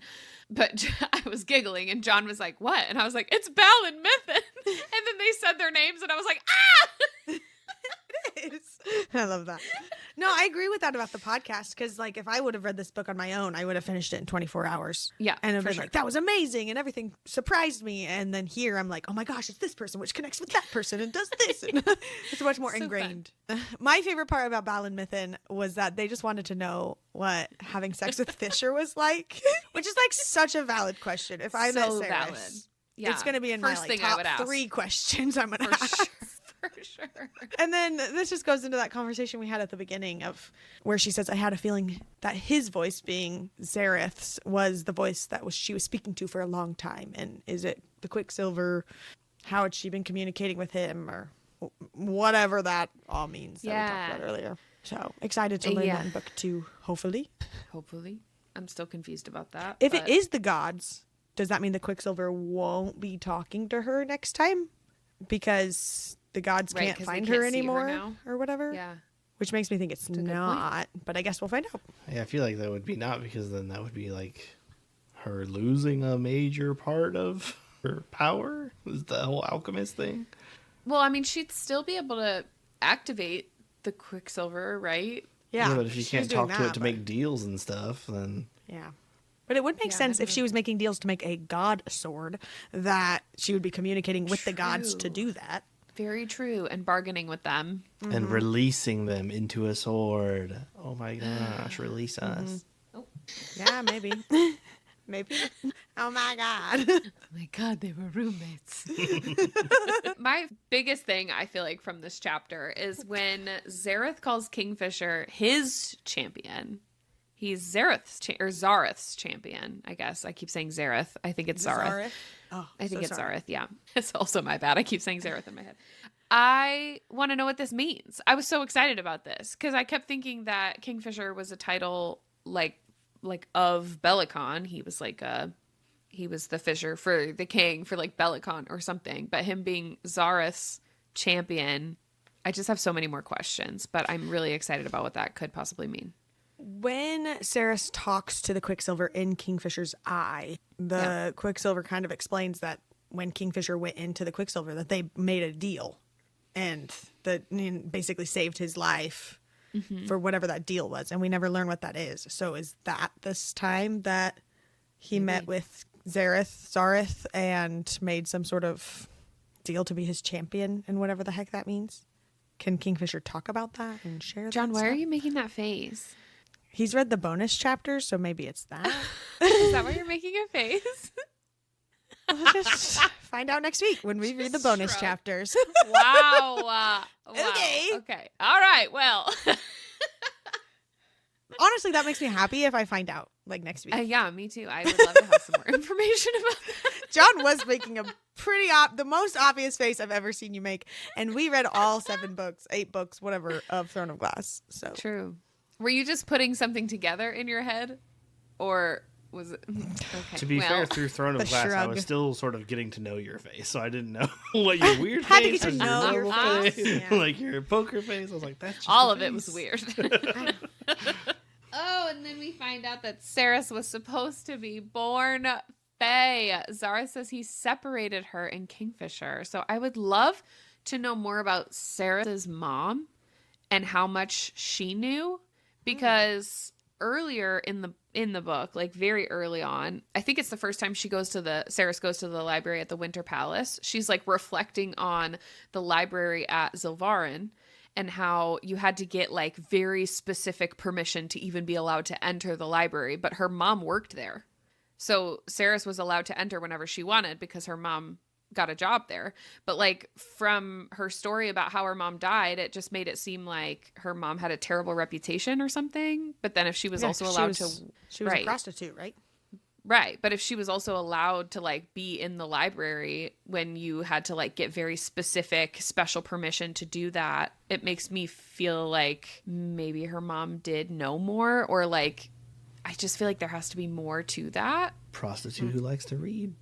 Lord forbid a Prostitute whore have a heart of hobby. gold. Okay, guys. Oh my gosh. For all we know, she could have just been like the favorite of one of the guards, and they let her go to the library whenever they want, wherever so she bad. She wanted. worked there.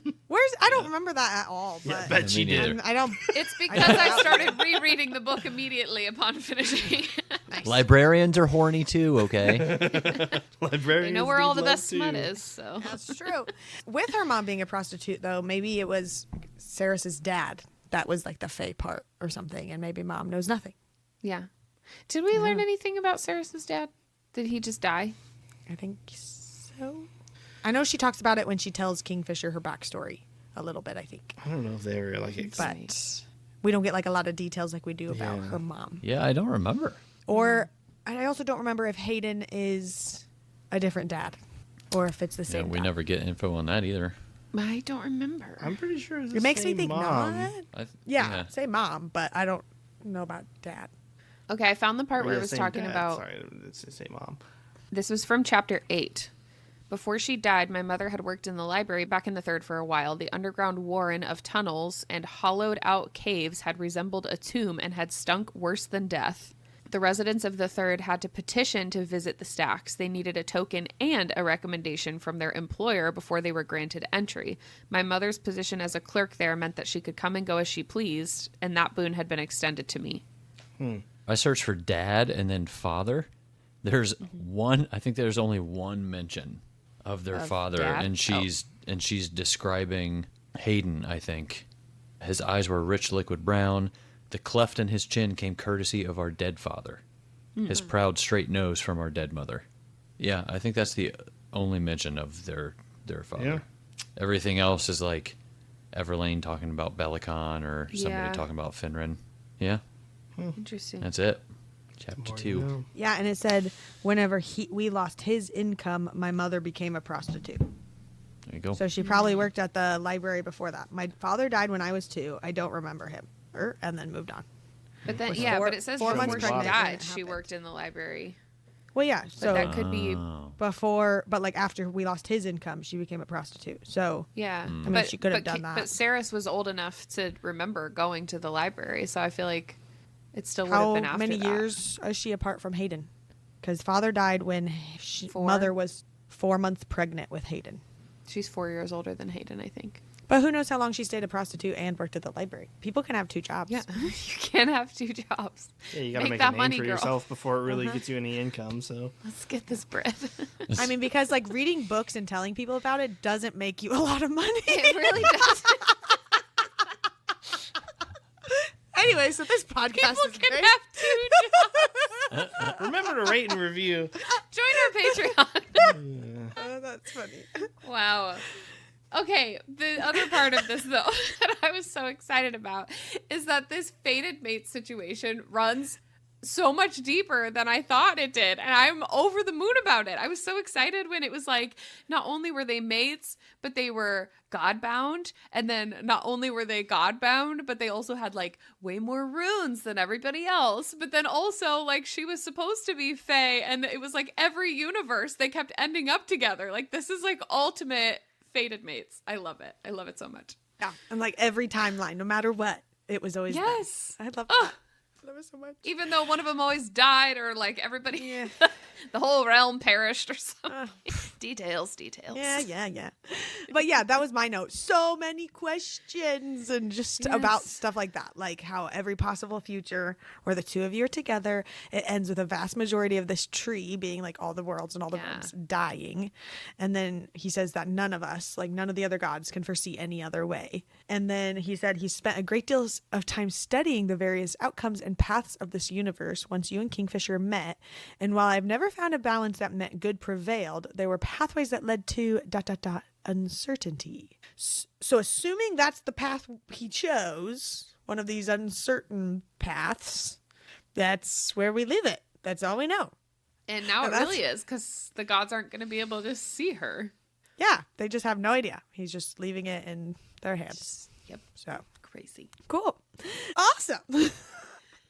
And then in the middle of all of this conversation, though, where it's like important facts and all these crazy things and whatever, he says that Kingfisher made an enemy of my family. He was only allowed to live because I demanded it. So I would also like to know what Kingfisher did to his family. What does that mean? Why? And why is he's Zareth's champion? I mean, and he but like an flips enemy them to all his family. off every time.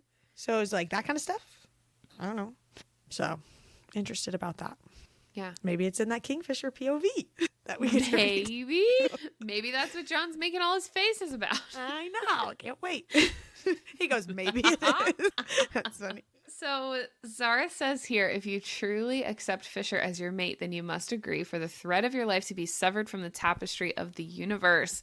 Once you do, none of us may affect your future.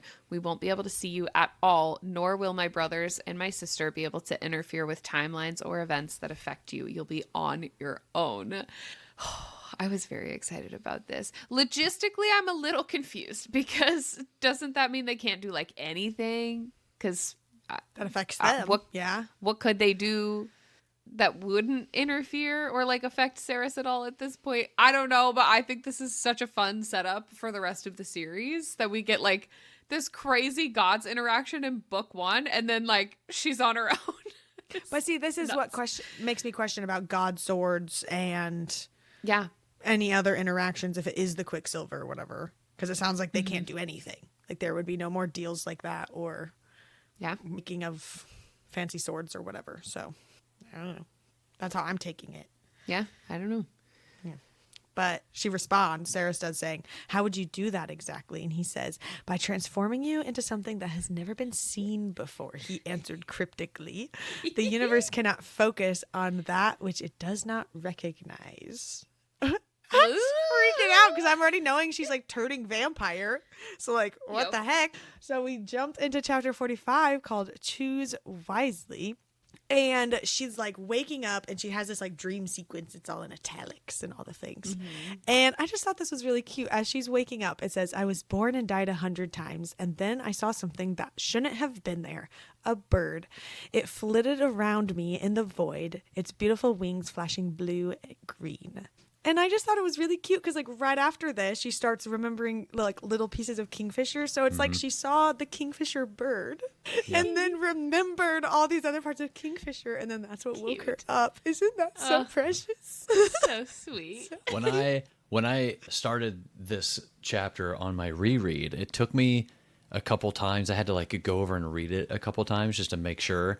But at first, I thought that she had turned into, like, a butterfly for a minute, and I was like, until it got to the part like about the bird, like you just read, I was like, oh, maybe not. But yeah, I thought it was gonna be like she found herself like as the butterfly, like up in the Omnimaran Mountains or whatever, where they hatch and like fly around and stuff. I was like, oh, that'd be cool, especially since he calls her Osha and all that, and it's the butterfly and stuff. So. Yeah, that's kind of fun. But it doesn't turn out. But it's a kind of a fun little yeah. This little one on the book cover side on his story shoulder. or something. Yeah. Hey, buddy. Hey, what up?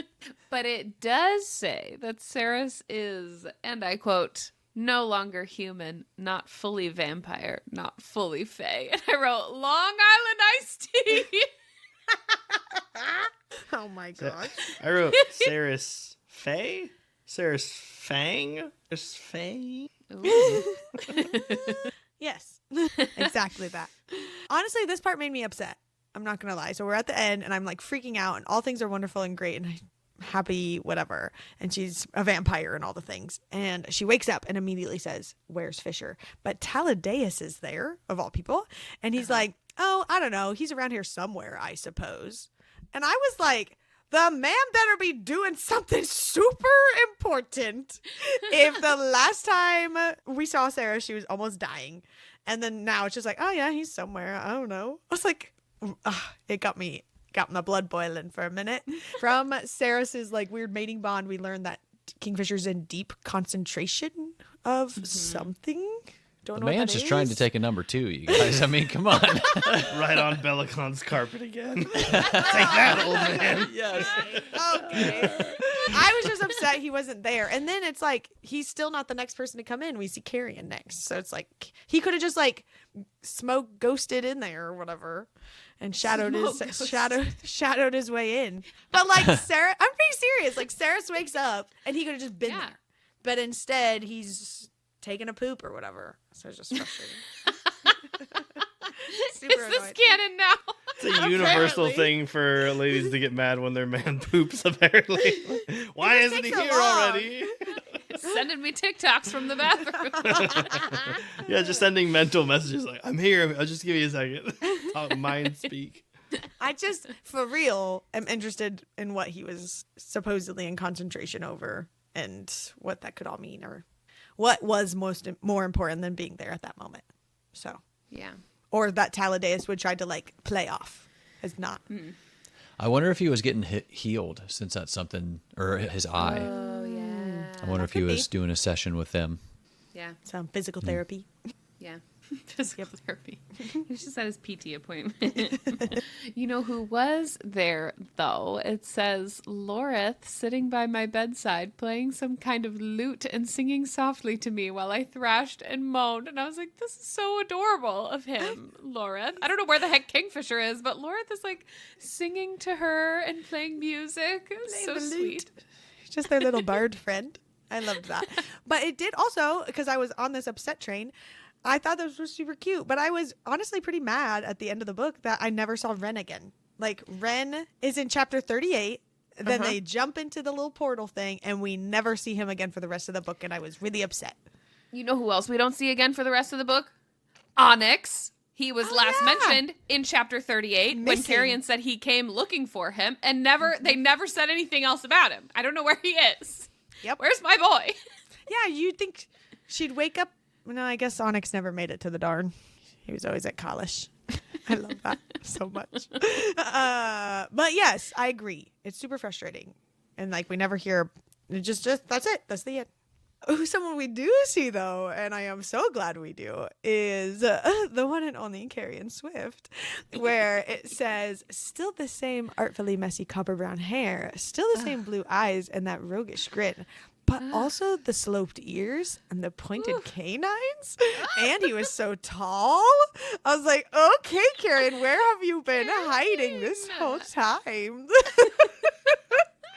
But on an actual note, yeah, he's in the bath.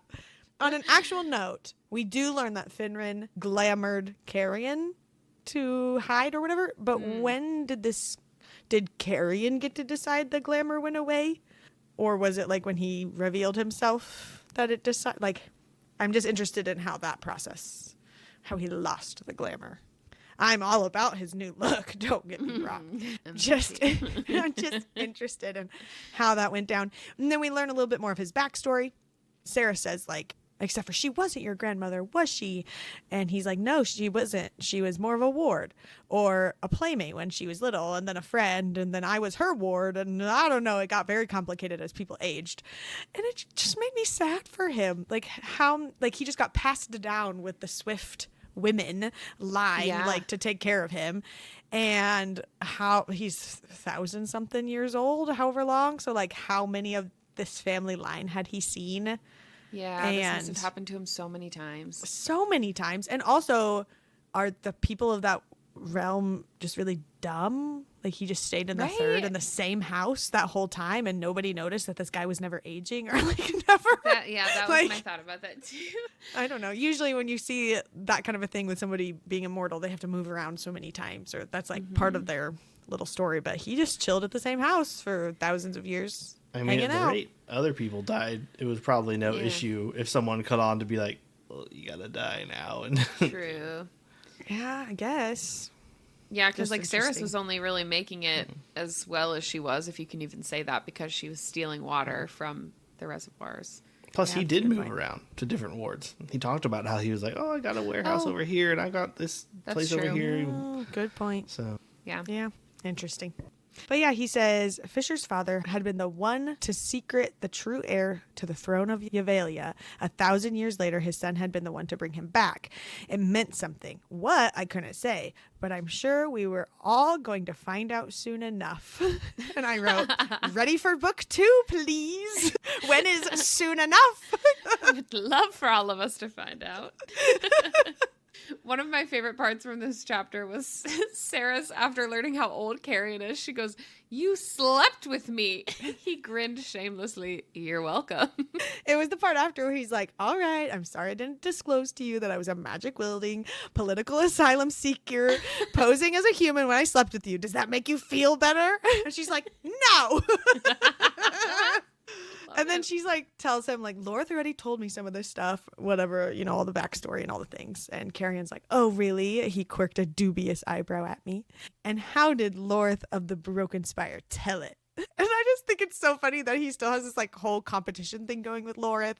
And I mentioned it earlier, but just thinking about their little back and forths that they had, and how Lorth was the one to win the coin toss, so he was the one throwing the dagger at the tree, but like, how would it have played if Carrion went first? And I didn't even think about him fighting with Ren, like that whole moment. And yeah, this dang tree. I just feel like something's going on with that stupid tree, and it's probably like the dumbest thing for me to hold on to, but I was tricked by Carrion, and I will not be tricked again. So not be tricked again. My least favorite part from this chapter was learning that Madra and Belicon are both still alive and just like fled the scene. Really not a fan of that. I just feel like Malcolm's alive too. Yeah. I don't like, know how he couldn't be. I mean, I don't know. I know that they said that, but also if you decapitate someone and their body bursts into flames, I would think that that means they're done for, but only because of like the giving of the soul option that they have or whatever. But yeah, I don't know. I don't like it.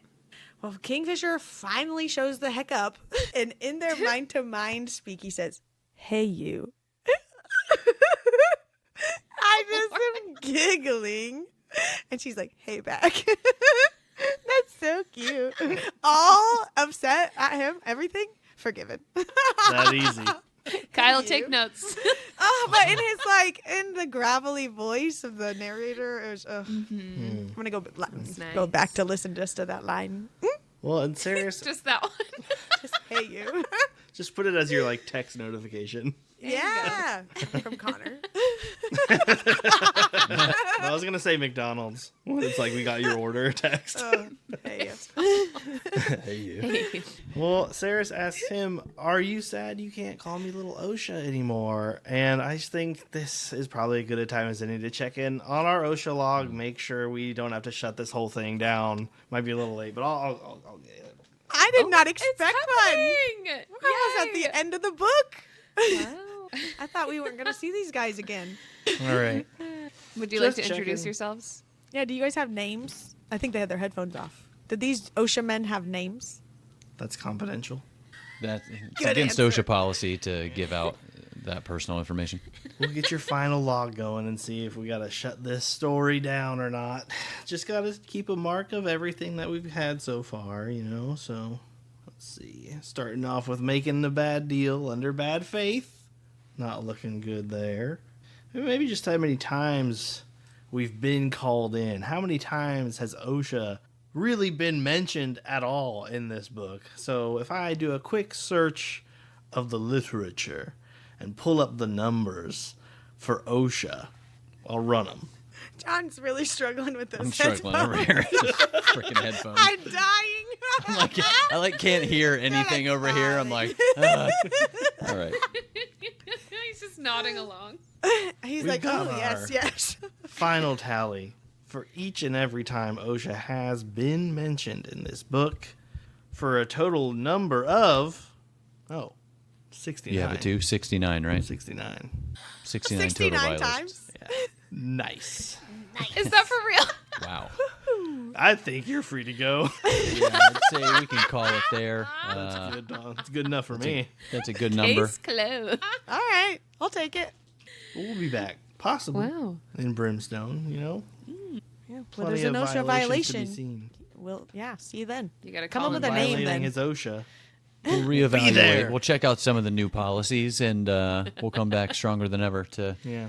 look at some of these actions. Yeah, we'll get this guy. Oh. So serious. Oh. Oh, he's just wheeling off screen. Oh no. Oh. I don't think John knew that was going to happen and just try to go with it. I think so too. If you're listening What a to good audio friend. only, What a good I friend. would highly recommend going to YouTube to watch this part of the episode. Well, especially after last week, too, wherever they just weirdly observed the emoji erotica scene. Iraji emoji. Is that what I said? He moved my chair. Oh, my bad. All right. Wow. Wow. Well, hopefully that went well I don't for know how you guys. guys miss it every single Every time. The OSHA guys Yeah. are here. Crazy. So what are you going to do? Oh. Okay, so then we find out that Telena has been able to dampen the Quicksilver effects.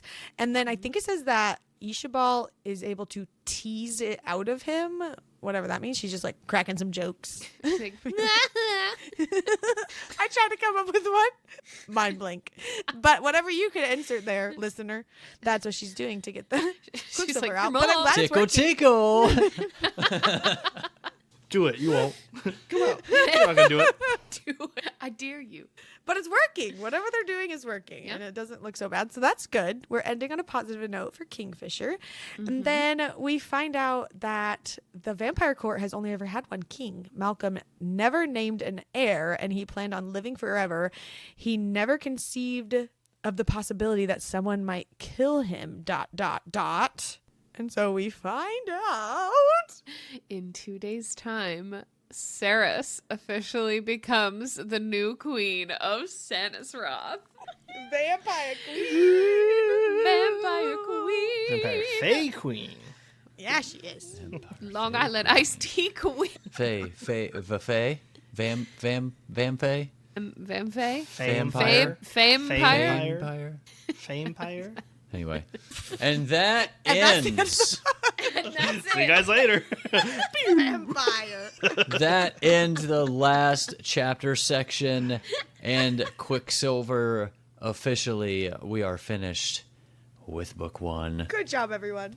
Woohoo! We're moving on to our overall thoughts. We can talk about some character development, world building, gods, romance, writing style, everything, anything, and also give your star rating for the book. Lauren, let's start with you. For the brook? For the brook, the dark. Who's Brooke? And your star rating for the book. Lauren, let's start with you. Woo. So in all caps, I wrote, I love Kingfisher. He is Checks my new top book boyfriend. I love him so much. Love everything Wow. about him. I also love the vampire aspects of this book, if you couldn't tell. Really? And I'm super excited to have that be a big part of book 2, or at least it seems like it will be with her being like vampire queen or whatever. Obviously something could change there, but it seems like that's where it's heading. I honestly loved every single second of this book except for that giant spider part. And if it wasn't there, I would probably try to marry this book. So it was super good for 99.99% of the time. Just that one part is bad. I'm just really interested in Saras's power and like now that we know like by name the other elements and if it's just more than the Quicksilver and stuff. I'm super, super intrigued. And I am honestly just really mad I waited this long to read the dang book. It's been my TBR for like 100 bajillion years, and I need book 2 ASAP. So Yep. that 5 big stars. Woo! Boom, boom. Thank you, Kyle. Thank Big you. boobs for Quicksilver. I love that you didn't know what that was, and every comment on that episode was just boom. I was like, thank you. The people know. Con, you're next. I freaking loved this book. I started rereading it immediately, like literally immediately. The writing style is so fun and kept me hooked from start to finish. The banter was bantering. I am so in love with these characters. And I loved all the reveals about each person and how they all became like a little unit by the end. I'm really excited to like get back into it with Brimstone and like learn more about what's going on with everybody right now. The Quicksilver feels so unique to any other magic system or like element that I've read before. Obviously, we got direct God's interaction in book 1. Big win for me. Love that so much. The spice and romance were also everything I wanted them to be and more. And the fated mates trope. I cannot express enough how much I loved it. This is one of my favorite books now. The audiobook is like one of my favorite audiobooks of all time. All this to say, 5 stars. 5 stars. Big fan. Yes. John's Kyle? clapping. This has to have been one of the absolute hardest books for me to rate. Like, I won't lie, when I first read it ahead of time with John, I just wasn't feeling it. I wasn't having, like, the Shadow Daddy Part 2 energy. As much as I liked the Fae deals and their eerie, like, Fang logic, I could not get into Kingfisher at all, or his dubiously consensual antics. And honestly, didn't feel anything for the people Saras left behind. The emotional stakes didn't land because the people felt more like concepts than characters. And when she was like, I just want to stay here forever, but I'll go get them. And I was like, okay, you just stay here. I don't really care. Hayden does nothing for me. So I got like 2 sentences of Elroy. So, but when we read it together, really read it, and we talked and laughed and went on tangents. And somewhere along the way, it started to grow on me just a little. And I found myself thinking, is rating a book only about what's in it? Or is it also about the moments it creates outside of itself? The theories, the shared laughs, the character debates. Maybe there is some unseen magic to a book that sparks connection, even if its contents are morally gray and structurally questionable. Maybe joy doesn't always come from the page, it comes from the person reading beside you. Maybe the real 5 stars were the friends we confused along the way. Maybe emotions do have a place in ratings. Nah, 3.2 stars. Say it again. How many? What's your rating? 3.2 stars. I was like, the character development here. Wow. The algorithm has spoken. Kyle's I really character did. development. I really did struggle like the first time though, and it was, I don't know, it was crazy after hearing John's response when he gave his, which you can in a moment, of course. But I was like, huh. Like totally different. Totally different. Yeah, because John's like We are, fangirling just Oh, as yeah. much as I have this whole book. Yeah. Yeah. But hey, 3.2 is actually pretty good for Yes, you. It's not That's bad. pretty good. Yeah, that's a pretty good Kyle rating. Yeah, that's Yeah. right. It is. I like it. It's literally I'm not mad at 0.2 yeah. above average. Literally. I guess it's 0.7 above that. I don't know. 1 star spoke above average. But I am glad to know that we brought you some sort of joy through it. I think that some will always moment. enhance the experience as well. And a lot of this is because the genre is truly not my top genre, but that's fine. I do enjoy reading with you all, but Yeah. I think Nice. he's Kyle overshadowed book up in Daddies. here. I am overshadowed Daddies. As soon as I read Shadow, I was like, This is our third book in a row with a Shadow Daddy. So That's true. maybe we'll That's mix it very up true. next time. Yeah. All right. All right. Well, this has been the easiest book for me to rate. The reread just solidified it as my favorite book of all time, the G-Boat, if you will, or the J-Boat. I just love how this book is written. It's emotional. It's a spicy, sweet action, and God's intervention. Woohoo! Yes, please. I can't get a copy of Brimstone fast enough, y'all. I'm on the same page as Lauren here. A deep dive could very well be in my future. Star rating 5. 5 stars. Wow. 5. Yay. That's a whole store of stars. That's what Yeah. that Wow. is. It's a lot of stars. A deep dive. That'd be fun. As soon as we like restarted the book on starting the reread, I was like, ooh, I might need to get into this. Like really into it. Yeah. Yep. I've always been on the hunt for like the original editions of Throne of Glass, or like some of these where I like search for books, and Quicksilver has been part of that too. I searched Yep. Throne of Glass, and then I searched Quicksilver because there's some really cool copies out there, and I would love. Did them. you see the one that who was it that posted in Discord? that they got from like Germany or whatever? Yeah. We all have to go to Germany because they have some Yeah. freaking sweet books. I see them all the time. They do. So group trip. And it's right here. Woo. Yeah, that Oh, one. there it is. Freaking sweet. Shout out to Kay. Okay. Also give us a copy. That's the way he said. Shout out to Kay. It's Kay. Kay. It says Kay Love. That's her name. But I know that that's not Oh, her so there was more after the Oh, K. Positive encouraging. Yeah, Kay Love. You just said K. There was more after that. Okay, great. Sorry, Kay Love. Oh my god. All right. Oh my gosh. All Let's right. keep working. We're I'm almost gonna there. heart it right now, and then whenever she watches this episode, she'll know that this moment was then. Like 6 weeks later. You hadn't liked it the delay already? there. Hold on a know. second. I had already seen it, but I guess I didn't like give that little heart that everybody Wow. was giving. So That's now I have. rude. Wow. She doesn't appreciate Okay. you very much, Kate. Okay. Saw it here first. K only in K. public. Will she like your posts? Guys. All right. Kay, I give you a pig sticker. You're part of the group. Put an emoji of a pig on it right now, and she'll only understand it in 6 weeks. Oh, yeah. Why did she like it with a pig? Oh my god. That's hilarious. She won't get it, but it's man. worth it. Oh, that's right. funny. So let's talk briefly, because we got a whole episode coming up for this, but just initial Yes. theories about what you think is to come in this series, Yeah. besides Saras. I don't really have. What did you say? Well played. Well played. Look at him. Perfect Good timing. one, Kyle. That's Amazing. great. Anyway. So besides Saras, I have far more questions than theories at the moment. So here are a couple of them. Why is Kingfisher called the Living Curse? What happened to Finran? How's Elroy doing? Did Malcolm turn Madras so that she can live forever and enthrall guards like Heron? And where the F is Onyx? Where is he? That's a great question. Is he okay? Who's petting him right now? I think we do know why Kingfisher's called the Living Curse. Oh, well, why? Because damn! He's cursing my dreams every night. Anyway, Lauren, what are your theories? Amazing. Okay, so just like with the Fourth Wing series, as soon as I finished the book, I started a note on my phone just for all my thoughts and theories, and I'm just going to start jotting them down from Nice. here until our Q&A episode so that I don't lose any, and it's all there, and I'm tagging videos and literally anything I see on the internet. Most of them right now are about Carrion.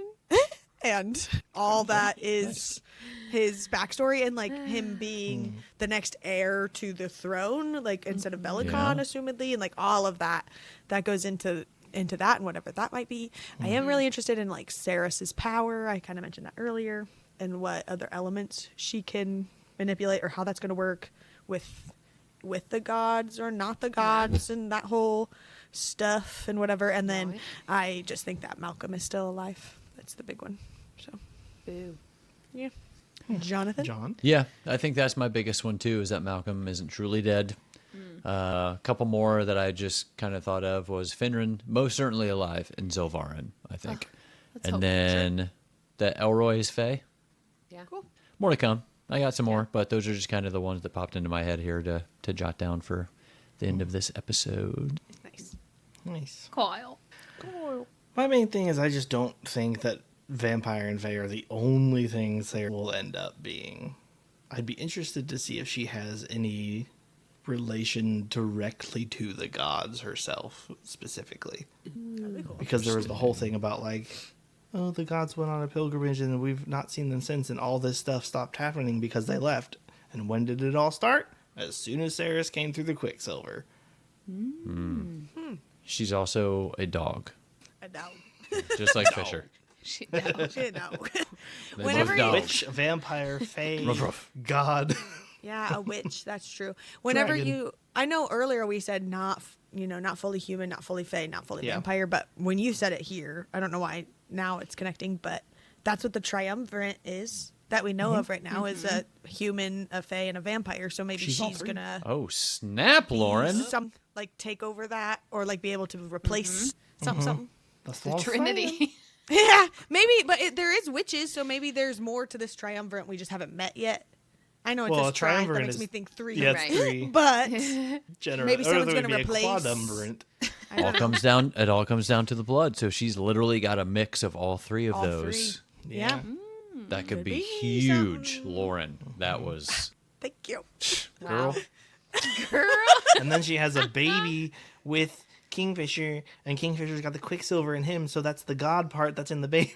All mixed in together. It's all coming Why- together. Why'd your voice have to change for that? And maybe. It's been a long time since I've done the. Actually, My You should sister have done that had a earlier. baby. Pig sticker is actually. Okay, that takes us to the cry counter. And for the first time ever, nobody cried in the whole book. Which probably means we're going to get absolutely wrecked in book 2. Maybe Word. that could very possibly be true. She's just Definitely. building up all the love for these characters, and then she's just going to completely wreck everything. So, Callie. yep. well, next week, tune back in. We'll be reading and discussing all 3 of the Kingfisher POV bonus chapters written by Miss Callie Hart. You can find these chapters on her website at calliehart.com/Kingfisher, or listen to the audiobook on Audible that was released on July 1st. After that, we'll be back with a full Quicksilver Q&A to dive into all our theories and answer all of your questions, and be sure to watch, because one Q we might A is which book we're reading next. Then, joining us for our full episode will be Quicksilver audiobook narrators Stella Bloom and Anthony Palmini.